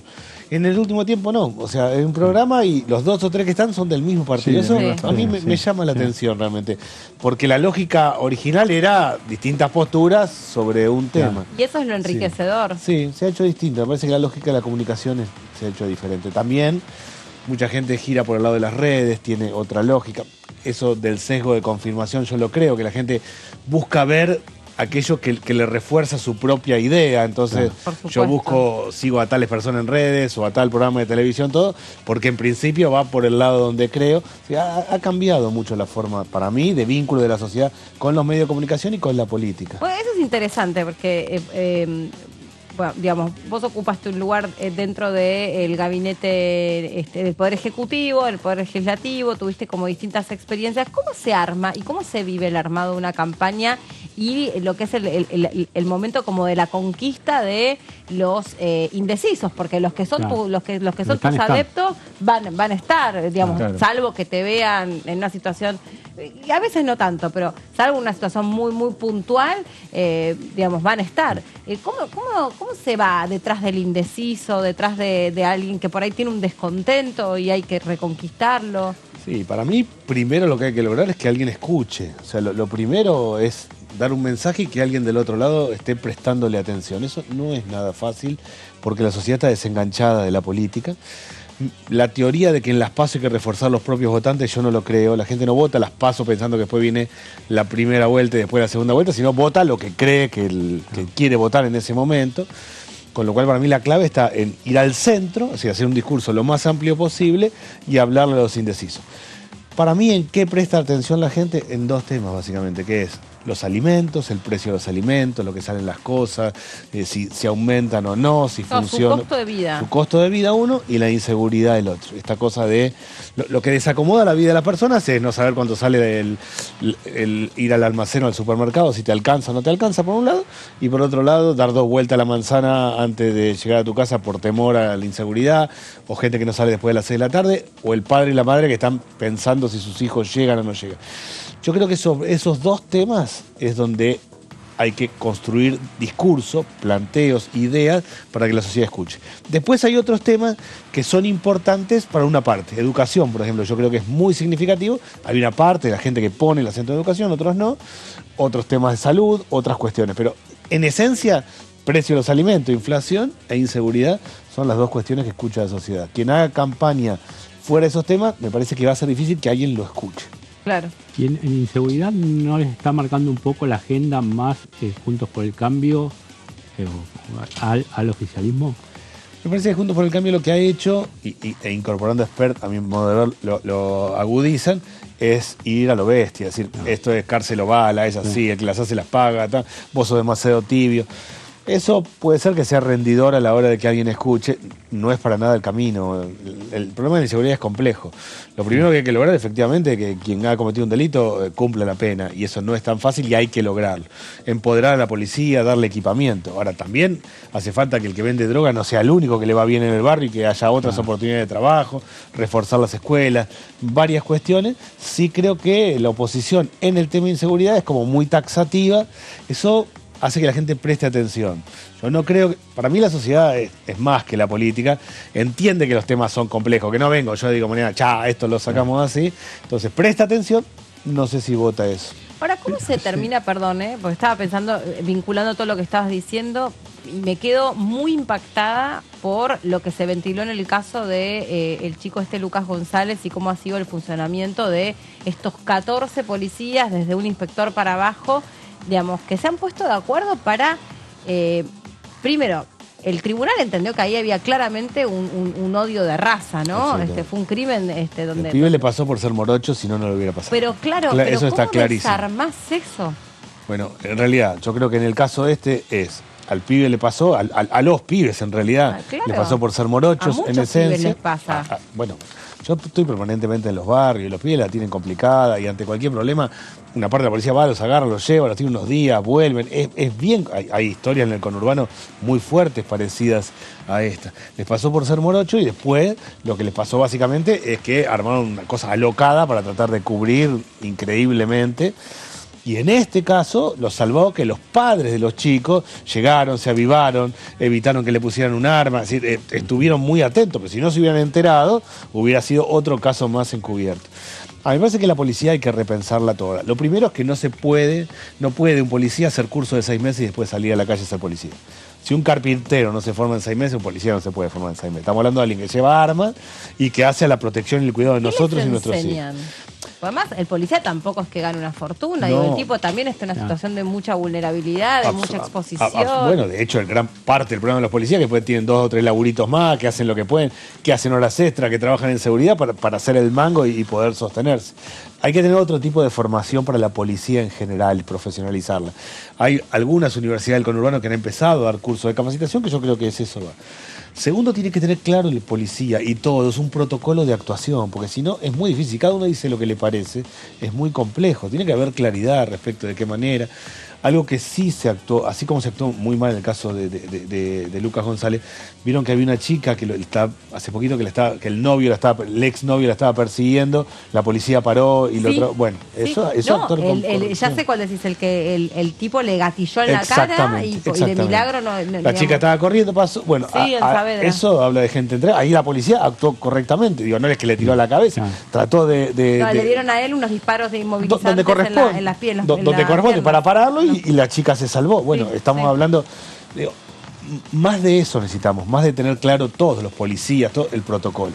Segundo, los policías te dicen algo que tienen razón, y es que efectivamente si atrapan a alguien, va, sale de vuelta, lo atrapan, sale de vuelta, la sensación de la policía es que está trabajando también muy complejamente. Sí, claro. Pero necesitamos que las leyes que sean claras y que se cumplan. Todo eso para mí es un protocolo donde todos tenemos que saber qué se hace. ¿Cuánto gana un policía? No, los policías están por arriba. El salario... el tema de la policía, estamos tratándolo además porque es el tema de la coparticipación, entre otras cosas, toca o roza la No, nosotros tendríamos que tener esto, en mi opinión. Docentes, médicos, enfermeros y policías tendrían que tener salarios altos y significativos. Así funcionan los países más desarrollados. Los docentes y los policías son pobres en este país. No, y los enfermeros y los médicos viven haciendo paro o marchas por el tema de las guardias que no les pagan. Es así, nosotros... Hicimos una ley para que no les descuenten de ganancias la quinta guardia, lo que marca que están haciendo guardia desesperadamente. Sí. Bueno, claro. La lógica es, esos tres tienen que tener buenos ingresos, verdaderamente, tienen que ser gente muy formada. Nosotros le dejamos nuestros hijos a los docentes, lo más importante que tenemos nosotros son nuestros hijos. Dejarle al docente es un valor importante. El policía cuida la vida y ni hablar de la salud en esencia. Bueno, tendríamos que rearmar todo desde ese lado, en mi opinión, con una buena formación, con la justicia cumpliendo sus tareas y con la política haciendo leyes que sean claras, que se entiendan y que no haya espacio para siempre ir por el costado. Te quería llevar a la agenda legislativa. Quedó un proyecto que, bueno, se pidió el otro día en la sesión poder tratarlo con un apartamiento que no se pudo. Se va a tratar el 23 de agosto a priori, como es la ley de alquileres. El oficialismo tiene un dictamen. En algún momento se habló, se rumoreó, Lombardi lo pidió puntualmente, derogar la ley. ¿Cuál es tu opinión al respecto? Y si entendés que en esa sesión va a haber alguna especie de unidad y de consenso para promover un nuevo proyecto de ley de alquileres. Primero, yo creo que no se puede derogar sin más. Derogar sin más, dejar todo al aire a los inquilinos sin saber qué hacer. Derogar así como así no se puede hacer. Creo que hay que tener una sesión y votar. Yo voté un dictamen, yo estoy en la Comisión de Legislación General, si no se trató, voté un dictamen que es el que dice que se hacen los contratos de alquiler por 3 años y es una especie de mezcla, cada 6 meses la actualización, una mezcla de salarios e inflación. La oposición votó otro dictamen que es por 2 años se hacen los contratos, cada 3 meses se actualiza el monto y es un acuerdo de partes. No hay ningún tipo de indicador. Para mí es mejor el primer dictamen que el segundo, pero o llegamos a un acuerdo y tenemos un acuerdo general votado por todos, o si no va, se vota y uno de los dos va a tener mayoría en el recinto y los inquilinos y la gente que pone sus casas en alquiler o sus departamentos va a saber qué hacer. Hoy no podemos seguir así. Derogar sin más es una locura. Lo que hay que hacer es tener sesión, votar una ley. Si sale la que yo creo que es mejor, para mí va a ser mejor. Si no, al menos me voy a ir tranquilo ese día de que el inquilino sabe dónde está parado. Y en el escenario va a ser, porque por eso se viene postergando, porque se dice que ninguno de los dos dictámenes no se vota, hay un dictamen que va a sacar un voto más que el otro. Claro, pero sirve que uno que gane... Lo que no sirve es seguir como estábamos. O sea, también, sí. Objetivamente, hoy los contratos se hacen por el costado, nadie sabe cómo, de qué manera, qué hace, qué no hace, a alguien se le ocurre hacerlo en dólares. El problema de los alquileres tiene un problema estructural y es que faltan viviendas en la Argentina y eso hace que faltan viviendas por un lado y que estamos ante una generación de inquilinos. Ningún joven o familia adulta tiene chance de acceder a una vivienda excepto que tenga ingresos muy altos. Lo segundo es el alquiler temporario, que se ha transformado como modelo. Entonces, el que tiene una casa, un departamento en alquiler, le conviene poner una semana, 4 días, cobrar en dólares y no a alguien que le alquile permanentemente. A esas dos cuestiones se le agregó el problema de la ley de alquileres. A esas dos cuestiones, perdón, se le agregó 120% de inflación anual. Inflación es cualquier lo que termina índice que pongamos con 120%. Porque los créditos UBA también se complicaron con la situación de inflación. Los créditos UBA eran un buen concepto, con 120% de inflación es una locura. Así, a eso se le agrega el problema argentino, pero ahí se le agrega que la ley de alquileres no ha dado respuesta. Bueno, tenemos que ir y votar. Yo creo que pero cualquiera de los dos dictámenes, ¿entendés que es superior a la situación actual? No, yo creo básicamente que lo que necesitamos es dar claridad. Yo creo que el dictamen que yo voté es claramente mejor. Pero lo que no pueden estar en el aire los inquilinos y los que ponen departamento y vivienda en alquiler sin saber a qué se tienen que atener. Y aparte con esta idea de que se va a tratar una ley, queda todo paralizado y todo el mundo espera. Con lo cual no podemos... Lo peor... Hay una ley vigente, incumplible, pero hay una ley vigente. Sí, pero ha sido tan manoseado el tema en términos de tanto ida, vueltas, debate, que hace muy difícil, hoy nadie está interpretando la ley estrictamente y cada uno está haciendo contrato a lo que le sale y cómo le sale. Yo creo en la claridad, o sea, nuestra tarea ¿Y es cómo dar claridad. evitas que eso no suceda, cualquiera sea el dictamen que se apruebe el día de mañana? Bueno, tiene que haber una ley, la ley se tiene que cumplir. Tiene que haber una ley, si es la que yo creo será mejor, y si no, entenderé que hay una ley y todos tenemos que cumplirla. Sí, sí. Quiero preguntarte sobre este proyecto que presentaste respecto de dar una reparación, un acompañamiento integral a los niños en situación de duelo. Sí. ¿De qué se trata o cómo surge además esta Surge cobertura? No de nosotros, sino surge de una asociación que viene trabajando, se llama AIKEM, hace muchos años. ¿Cómo se llama? AIKEM. Ah. Vinieron a verme al ministerio cuando yo era ministro, después seguí trabajando, y de un tema que ninguno hablamos porque nos duele, y es qué pasa a un nene, una nena o un adolescente cuando le mueren los padres o familiares muy cercanos. Nadie sabe cómo tratarlo el tema, es decir, requiere de un acompañamiento especializado. Digo, si nosotros no estamos preparados en términos generales para que fallezca alguien cercano y somos gente grande, como un niño o una niña.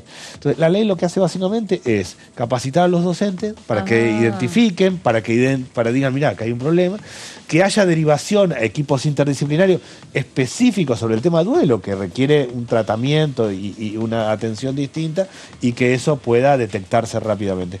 Yo hice la presentación acá, vinieron chicos que trabajan, que son atendidos por psicólogos en la fundación, cuentan sus historias, son desgarradoras para todos. Claro, de cosas cotidianas que les pasaban en las aulas, en los clubes. Claro, y que la maestra no sabe cómo abordarlo y ninguno estamos preparados. Hagamos el dibujito para el Día de la Madre y que el nene vaya y diga, yo no tengo mamá porque se murió. No, pero además el tema del duelo, o sea, nosotros más o menos somos gente grande, estamos preparados para algún problema de gente de nuestra edad, pero que un nene, digo, lo que es antinatural, que un nene se le mueran los padres en términos generales.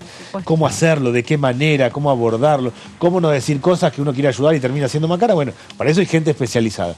Los docentes, la idea es que lo detecten, lo capten y puedan derivar. Es bien complejo, la verdad que nadie quiere tratarlo el tema, y lo entiendo porque es doloroso, pero tenemos que lograr. El Estado tiene que dar respuesta a este tipo de cosas. Es una ley que yo espero que se pueda aprobar rápidamente. Habías dicho vos que se había agudizado este problema a partir de la pandemia, ¿no? Muchos chicos... La pandemia lo que generó más soledad. La pandemia lo que hizo es que falleciera mucha más gente que lo habitual, más soledad. El desenganche de los chicos con la escuela, lo natural es que cuando un chico tiene algún problema, sea de violencia en su casa, sea porque fallecieron sus familiares o porque tiene hambre, la maestra lo termina detectando. De tanto estar el pibe, la piba en el aula, lo termina detectando. La pandemia generó ese desenganche muy fuerte, hubo chicos que no volvieron, y después se agudizaron los problemas de salud mental, claramente. La problemática de soledad, de desenganche. Salió un estudio hace poco sobre ese tema del observatorio creo que es de la UCA, que dice que creo que 1 de cada 4 personas reconoce tener alguna cuestión vinculada a su depresión o la emocionalidad. Aumento de depresión, aumento del consumo de psicofármacos. O alcohol. Desenganche. Bueno, yo mañana, por ejemplo, hago una presentación con el observatorio, justamente, para ver.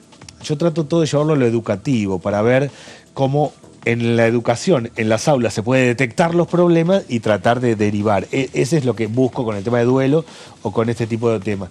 Pero sí, la problemática de salud mental...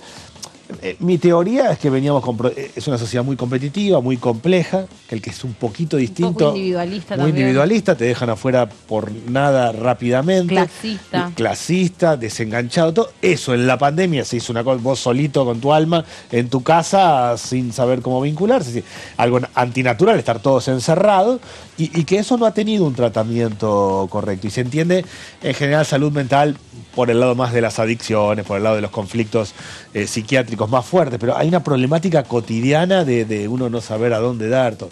Mi mirada es que el único lugar que tiene legitimidad y el mejor lugar para detectar los problemas es la escuela, porque todos pasamos por la escuela y el hecho de tener un vínculo con la maestra naturalmente hace que vaya captando estas cosas.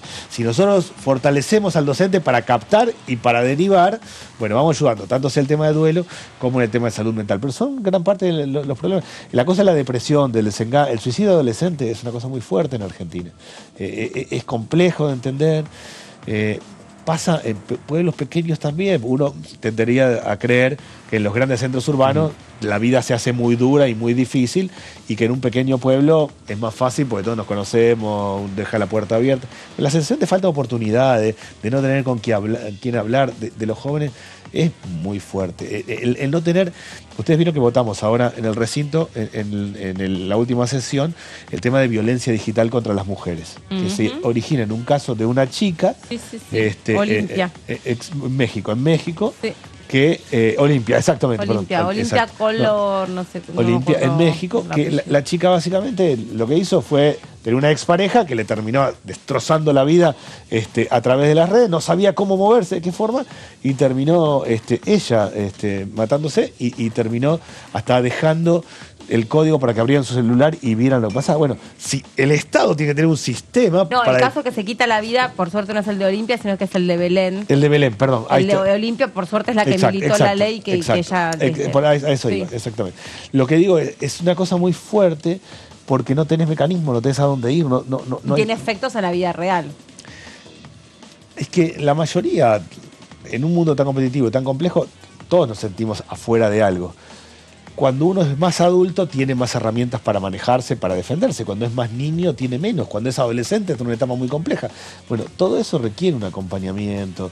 Yo lo que busco, o sea, mi mirada, yo busqué estar en la Comisión de Educación. Soy vicepresidente de la Comisión de Educación.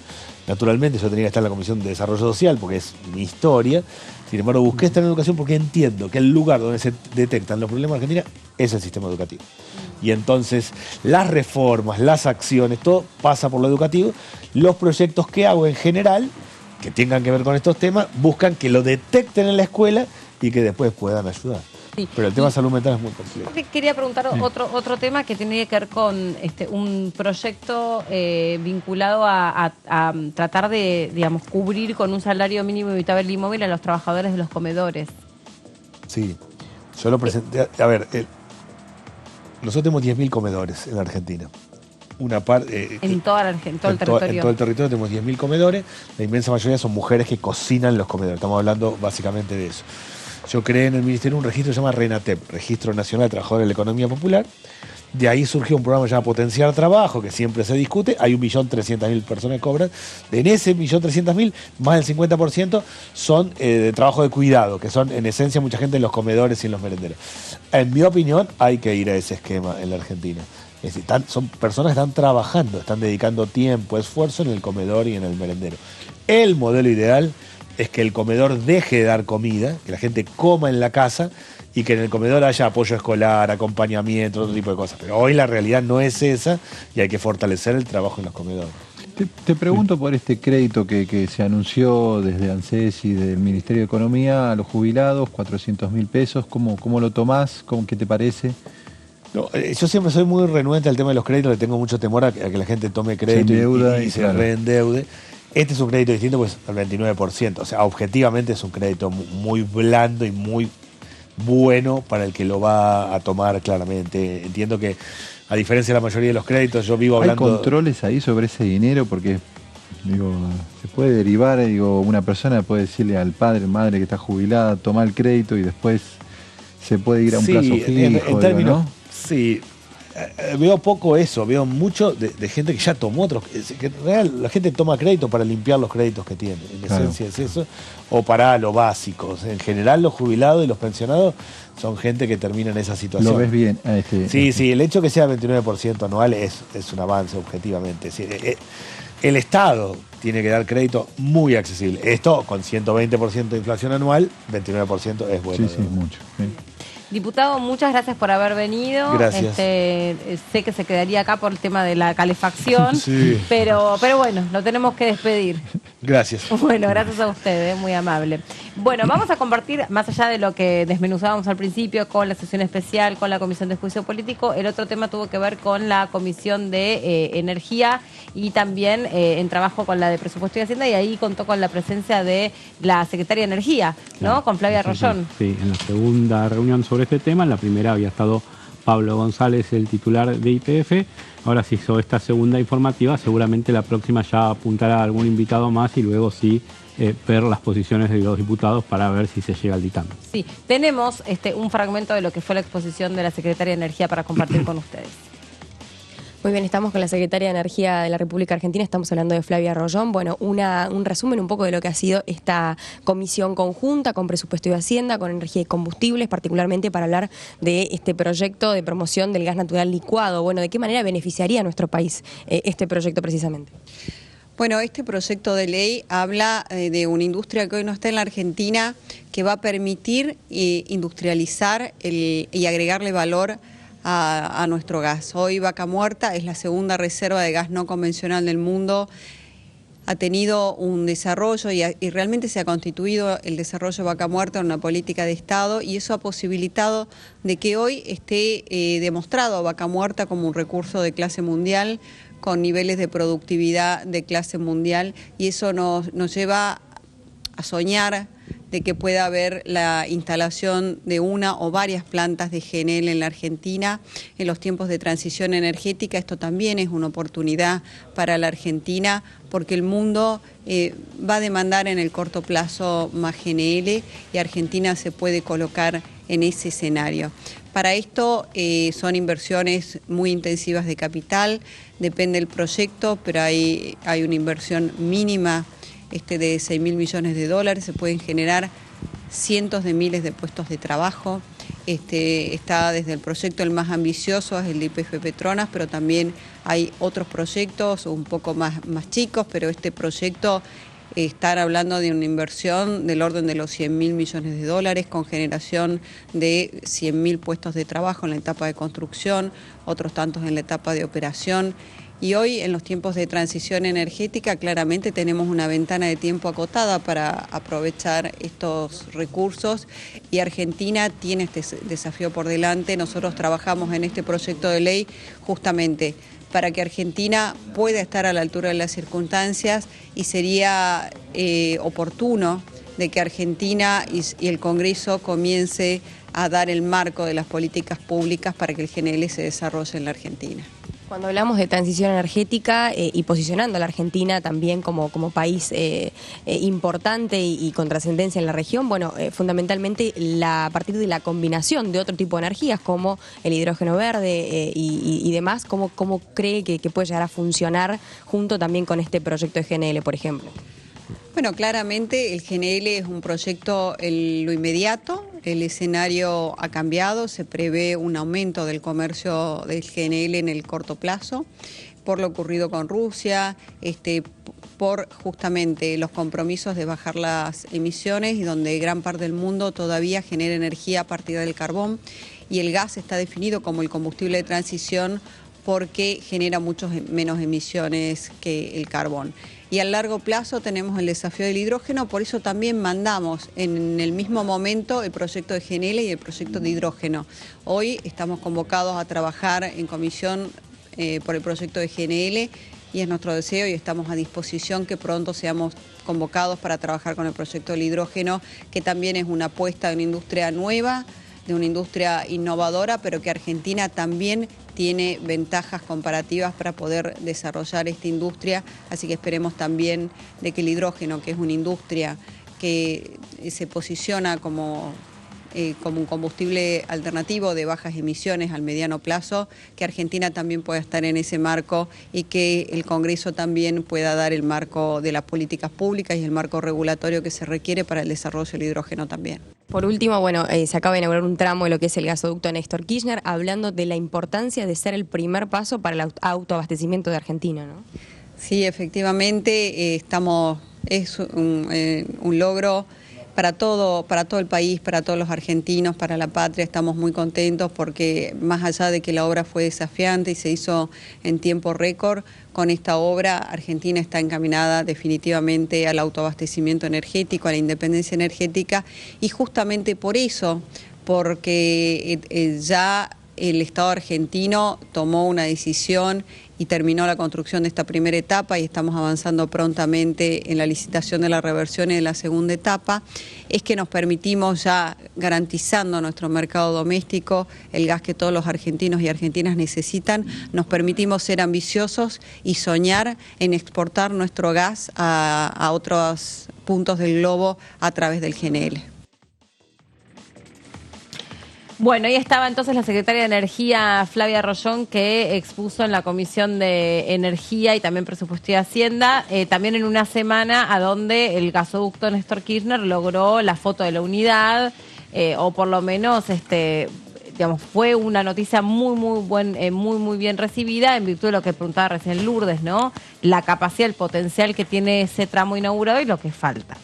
Pero bueno, a ver, otra muy buena noticia es que está Leo. Está Leo que soluciona que todo. Nos da el placer de compartir nos brinda el la honor. La posibilidad de estar 2 horas con él es un privilegio. No, y es multipremiado. Vos no sé si sabías esta parte. No, me imaginé. Él recibió muchas estatuillas, reconocimientos, premios. Todos de acá del Parlamento, así que bueno, después vamos a hablar si querés con José y Mauro. Habría que presentarlo, el multipremiado Leo.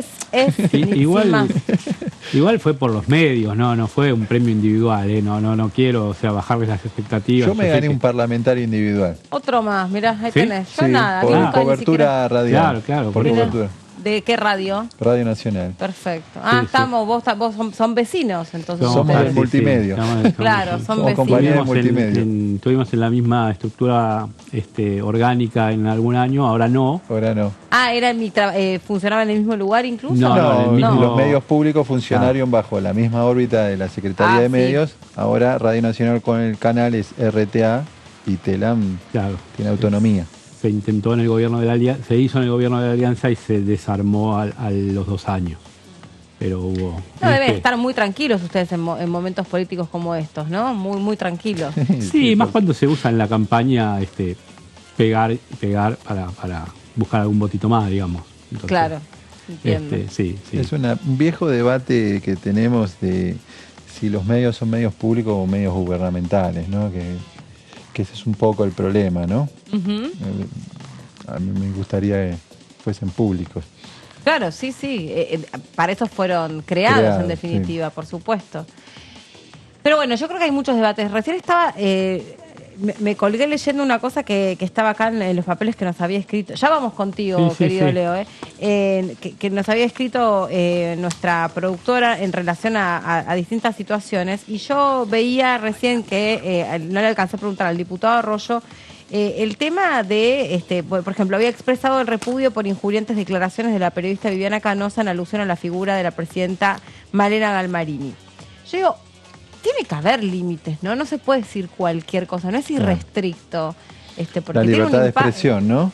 Sí, y de opinión. Que todo vale. Claro. Bueno, en algún momento... Lesiona, digamos, la ley Olimpia, sin ir más lejos, lo que hablábamos hace un rato nada más, genera un efecto en la vida de las personas. Sí, no puede no regularse eso. Hay un proyecto que está hoy en el Congreso que no sé si va a comenzar a debatirse, que es una ley en contra del negacionismo, ¿no? Que también apunta a que, determinados comunicadores o funcionarios nieguen lo que ocurrió en nuestra historia reciente con el golpe de Estado, con la última dictadura cívico-militar, negando lo que ocurrió y tomando también como parámetros normativas y estados jurídicos de otros países, como por ejemplo Francia, la propia Alemania, donde vos negar el holocausto o negar, en el caso de Francia, negar cualquier genocidio que la propia Francia reconoce como procesos genocidas, es grave. Es un delito grave incluso con penas de prisión efectiva, ¿no? Bueno, Patricia Bullrich hizo declaraciones acerca de los 30.000 desaparecidos y cómo eso tiene un impacto. Dice, ya no puede ser que...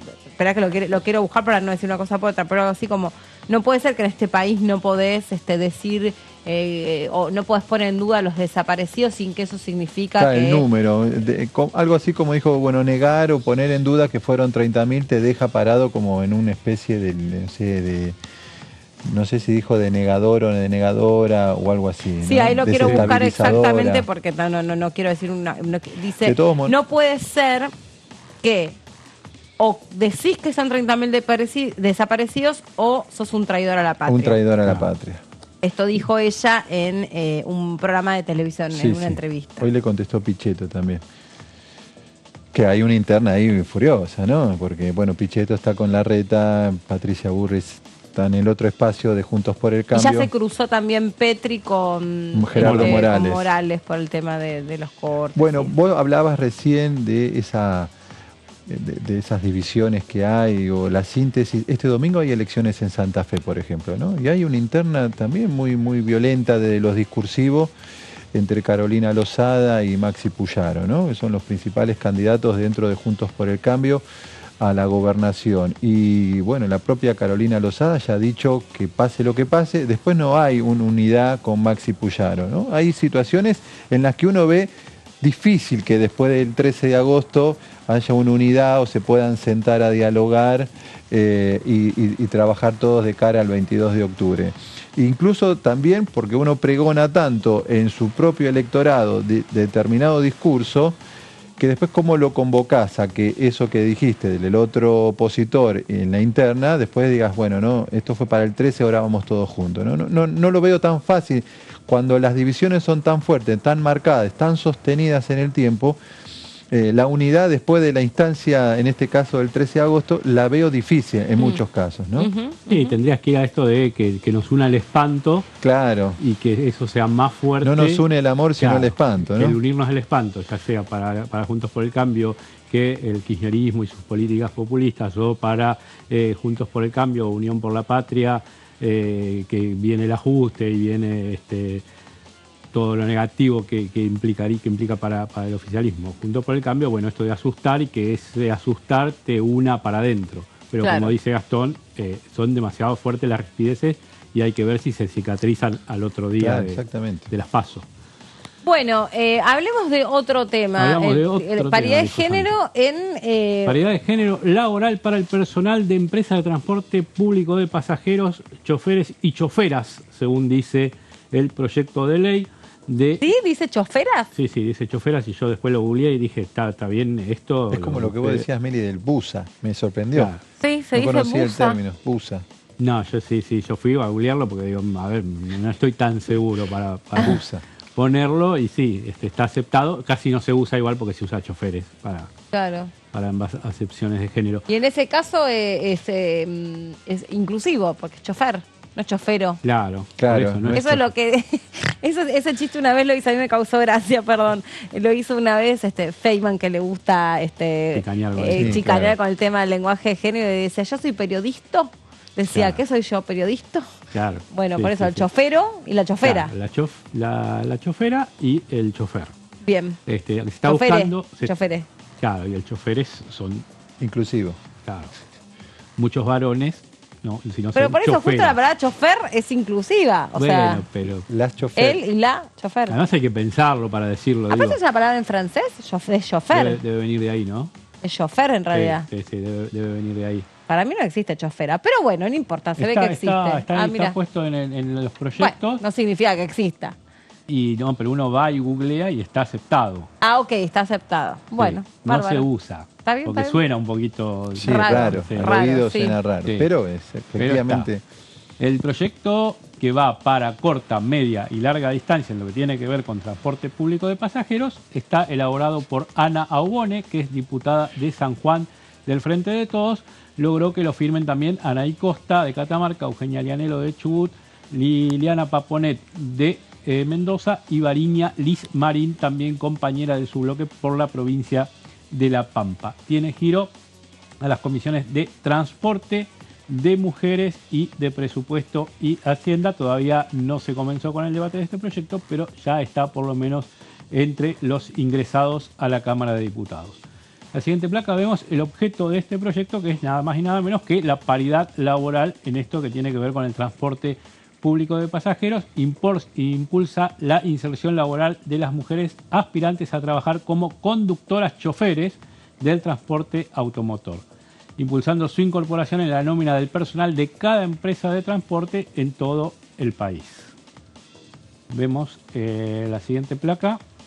Las empresas de transporte deberán adecuar las dotaciones de personal hasta lograr una composición de conductores que respete la paridad de género. Esto es escalonado hasta que se vaya obteniendo ese 50%, y dice que ante la desvinculación por cualquier motivo de un conductor masculino, se deberá proceder a la incorporación de su reemplazo por una femenina, y hasta cubrir el 50%, es decir, la mitad de los puestos de trabajo que corresponden a ese labor. La mayoría hoy son varones, se va un varón de la empresa, incorpora a una mujer, se va y así gradualmente. No es que de un día para el otro tenés que discontinuar a la mitad de la planta. A medida que se vayan generando las vacantes, vas incorporando mujeres. Se va ingresando. En la siguiente placa, el cumplimiento de lo previsto en esta ley, en ningún caso, justamente eso decíamos, debe implicar el cese de las relaciones laborales de varones existentes al momento de la sanción de la ley. Y allí se da un plazo para que se vaya dando esta adecuación, que tiene que ver con 3 años a partir de la entrada en vigencia de la ley.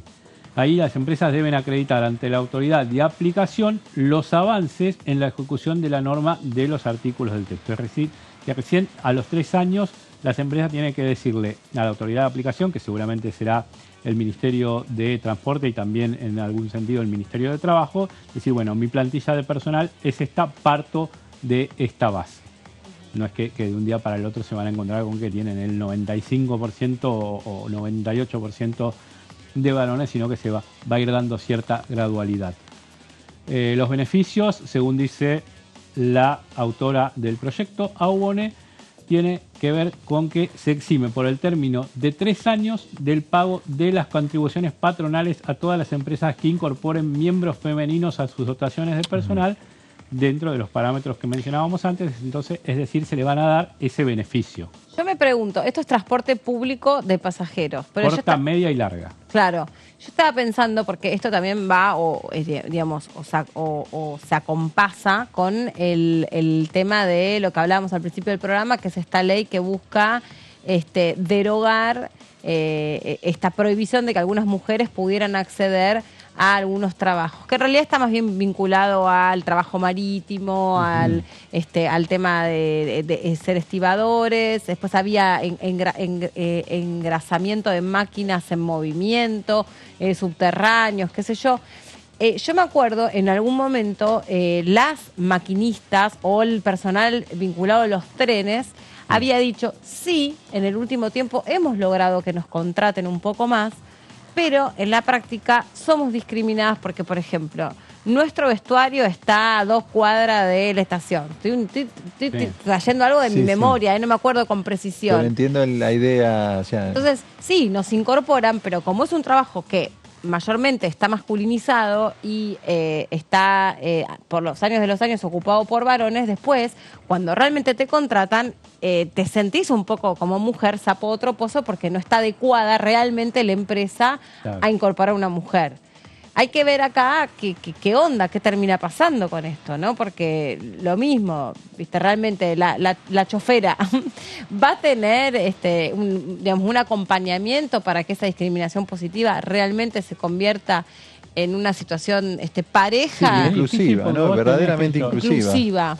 En más de 200 kilómetros que vos necesitas que vayan por el reglamento y por las conquistas sindicales, a más de 200 kilómetros tienen que ir una pareja de conductores en cualquier micro. Por eso más se de encarece 200 también, kilómetros. Por eso también se encarece un poco el boleto, es una de las demandas que tienen las patronales empresarias. Con el tema de los descansos, de los relevos. Vos llegás a un destino a 500 kilómetros, entonces la empresa saca un cuarto en un hotel para que duerman los 2 choferes que viajaron. Bueno, pero pueden sacar 2 mujeres por viaje o 2 varones por viaje. Ya tenés que empezar a armar las duplas con 2 mujeres. Bueno, pero si vos tenés una paridad, no tenés drama en eso. No, ahí digo que se te complica la logística que vos estás diciendo. Y es un gasto que se trasladaría a precios. Es un gasto que se trasladaría a precio de los boletos. Obviamente la empresa no lo va a absorber. Yo creo que todos estos proyectos, ahora sí adelante, perdón. Pero está bueno comentar un poco las placas porque amerita. Yo creo que todos estos proyectos, en definitiva, después, si vos no tenés el tema de la paridad de la licencia de cuidado, Leo me hace caras, porque ya lo conozco, porque me hace bromas a mí. Esto no tiene nada que ver con lo que estamos charlando. Pero el tema de las licencias por cuidado no lo podés, es muy difícil que la puedas aplicar realmente. Imagínate una mamá que es chofera de larga distancia que está amamantando. ¿Cómo hace? Claro, no. O sea, para ser incorporada a la empresa. Imposible. ¿Qué hace? ¿Vas con el bebé? ¿Vas con el padre en el colectivo? En el primer es complicado. No, por eso tiene algunos matices que no son fáciles de resolver. Tenés el tema de la inseguridad. Ponele corta distancia, urbano. el problema que tenemos en el conurbano con la inseguridad, imagínate poner una mujer a las 2 de la mañana en algunos lugares del conurbano picante. Digo, no es tan fácil. Si hay indefensión para un hombre... Hechos, bueno, total, todo el tema de la inseguridad. Diferencia que tengas con un arma de fuego o con un arma blanca. Ya el contraste físico de poner a una mujer a manejar y que te suban un sábado a la noche, un viernes a la noche, un grupito es muy frecuente o es más frecuente encontrar mujeres manejando taxis. Ahora sí. Claro. Es frecuente. En transporte público es verdad que yo no he visto una mujer manejando un colectivo, por ejemplo. El Grupo Plaza había sido alguna vez.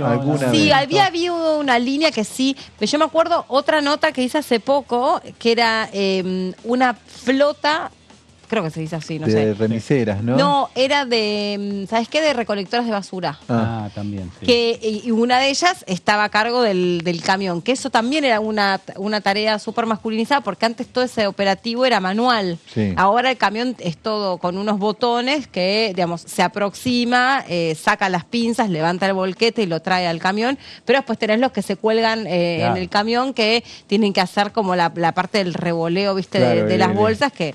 Pero bueno, hoy por hoy, de nuevo, vuelvo a la busa que hablaba hoy.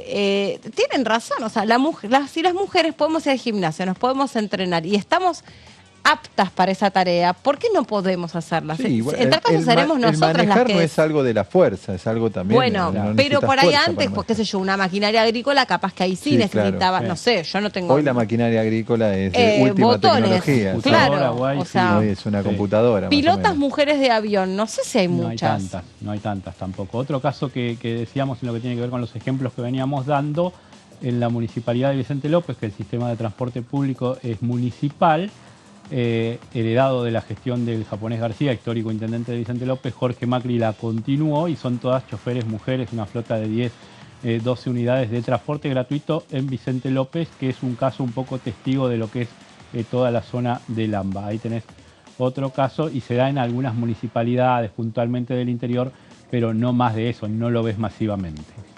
Decíamos, bueno... la autoridad de aplicación será el Ministerio de Transporte, es un poco lo que hablábamos antes, que diseñará capacitaciones gratuitas a los fines de sensibilización de la problemática y asesoramiento en la implementación de acciones para su abordaje.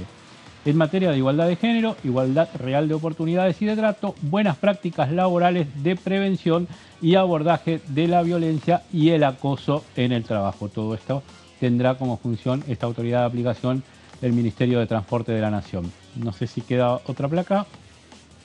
Sí, adhesión. Se invita a las provincias, lo decimos siempre, estas son leyes nacionales, obviamente que tienen que adherir provincias, municipios y la Ciudad Autónoma de Buenos Aires. Y aclaran también, y este punto es bueno y se pone en muchos proyectos de ley, que la reglamentación de la presente ley será dentro de los 90 días de promulgada. Aquí el Poder Legislativo le está diciendo al Ejecutivo, bueno, queremos que esto se reglamente y que salga enseguida, porque si no hay leyes que quedan aprobadas por las dos cámaras, quedan pendientes de la reglamentación y puede pasar un año y medio. Ha pasado hace poco en alguna ley que tenía que ver con el tema de salud. Entonces aquí el Poder Legislativo le está diciendo, bueno, a ver el Ejecutivo que lo despache y que lo reglamente en forma acelerada. Acá el problema... por esta ley, por muchas, el espíritu de los proyectos son buenos, coincidimos todos en que esto es algo bueno, que es igualitario, equitativo, que reconoce derechos laborales también a las mujeres en sectores donde habitualmente no vemos mujeres, como en este caso el tema de lo aplicable del caso, ¿no? Y que fundamentalmente no quede siendo una letra muerta. Hay tantas leyes que terminan incluso siendo publicadas en el boletín oficial que después no puede... Sí, como, digamos, si realmente está dada la aplicabilidad de eso, ¿no? Por ejemplo, yo pensaba mientras hablábamos, el tema de el cupo laboral travesti trans. Vos ahí, también lo que me imagino, ¿no? Como legislador, como legisladora, que acompañás a un colectivo que tiene una expectativa de vida muy corta y que obviamente tenés que desde el Estado, para mí es obvio, ¿no? Evidentemente para otros no, tenés que generar un espacio para las personas travestis y trans de manera, si querés, forzada, porque de otra forma, a lo largo de todos estos años no han sido incluidas en distintos ambientes laborales. Después, estaría bueno que el mercado privado tome alguna de estas iniciativas, ¿no? Porque si no queda todo en manos de el Estado y cuando cambia el gobierno, lo primero que cambia, o sea, lo primero que se mira es, acá se metieron tantas personas que no están aptas para tal trabajo, ¿por qué? Este es el gasto del Estado. Digamos, lo ideal sería que si vos tomas una política como esta, después, yo qué sé, una cervecera, una metalúrgica, una minera, o sea, realmente... Con los beneficios que contempla esta ley, ¿no? Que podría, tener beneficios en las cargas sociales. Por supuesto. Lo mismo todos las cuestiones vinculadas a que las mujeres terminen realmente accediendo a lugares de toma de decisiones, muchas veces en la gran mayoría está atravesada por la cuestión misma de la maternidad. Que la mujer, a la misma edad del hombre, naturalmente llega con menos experiencia porque estuvo por ahí 3, 4 años de su vida criando más. Porque si tuviste más de un hijo, es más. Con la misma formación académica, si se quiere, ¿no? Que interrumpen cursadas, que interrumpen, cuando vos ves y repasás, en muchos casos, si vos ves la matriculación en las universidades, son muchísimas más las mujeres que estudian, ¿no? Sí, o sea que sigue habiendo ahí una confianza en las credenciales educativas. Antes de irnos, quería compartir un testimonio del diputado Yasky, que estuvo participando en la Comisión de Juicio Político, y en un ratito ya seguimos analizando la agenda. Diputado Yasky, gracias por su tiempo. Preguntarle qué conclusión saca respecto de esta segunda reunión en Comisión de Juicio Político respecto a lo que es el tema de la coparticipación, después de haber escuchado a Silvina Batakis y también a los jefes de Estado de las diversas provincias. La verdad que creo que esta particularmente fue una reunión donde hubo testimonios muy contundentes. En primer lugar, la licenciada Batakis, que con mucha solidez dio testimonio de esa reunión en la que se fueron convocadas las partes para discutir el diferendo que existía en torno a la coparticipación, y hay un acta firmada por los 4 miembros que estuvieron presentes con carácter de funcionarios públicos, y aparece un quinto personaje que claramente lo describe la ministra y que no aparece firmando el acta, y es justamente el que después autoproclama en un chat como padre de la criatura, refiriéndose al fallo que produce la Corte, con lo cual claramente está de manifiesta la participación del titular de la vocalía del cortesano Rosati en este episodio. Luego participaron 4 representantes fiscales de distintas provincias que se presentaron a la Corte considerándose perjudicadas por la decisión que se tomó de darle a cabo la coparticipación sobre la base de un cálculo que además fue absolutamente hecho groseramente, sin estudios previos, y que significaba pérdida de recursos para todas las provincias en términos de coparticipación. Como ustedes saben, se abrió una causa, las provincias se presentan y directamente es desconocida esa presentación, tanto es así que no tienen ni número de expediente, porque las 4 causas firmadas por los representantes de las 4 provincias quedan en mesa de entrada, en lo que se denomina la bandejilla, es decir, papeles que quedaron, entre otras presentaciones, fueron ignoradas.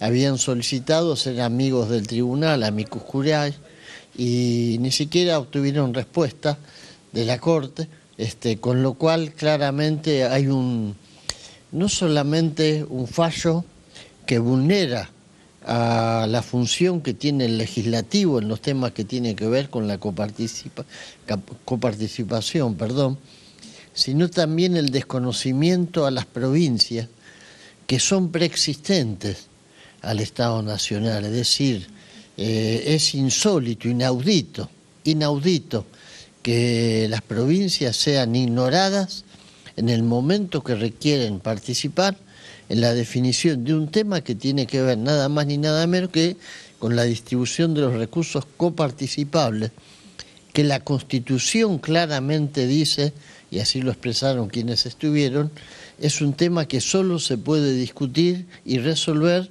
con el consenso de las provincias.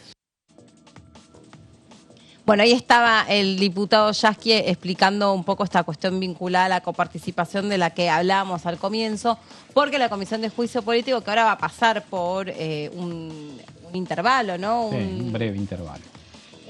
Claro, me imagino que por esto del quórum, de poder juntar quórum, ¿no? Y los vuelos. Y las elecciones en el medio. Para llegar, sí, también los preparativos de las PASO. Así claro, que queda bueno, todo como medio pegado. Claro. Pero me parece que, no sé si estoy en lo correcto o en lo incorrecto, un poco se sabía que después de todas las jornadas que se había llevado la cuestión de la obra social, sí, claro, no había plazos para que trabajase esta comisión, ¿no? La de juicio político, porque se seguía en su momento habían dicho 90 días. En marzo, abril, claro, que para Semana Santa iba a estar. Quedó clarísimo que no había plazos. Incluso me animo a decir que creo que la Comisión de Juicio Político va a ser más político que legislativo, ¿no? Claro. O sea, creo que la presencia, o por lo menos la citación de Robles y de Alessandro, tiene un componente político a menos de 2 semanas de las elecciones de primarias. Me parece a mí que ahí va a haber también una segunda lectura que uno va a poder hacer del trabajo que va a hacer la Comisión de Juicio Político, ¿no?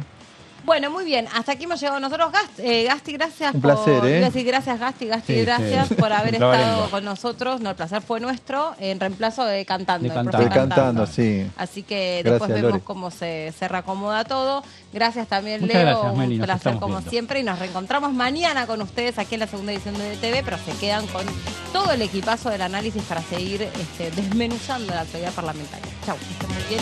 Cuídense.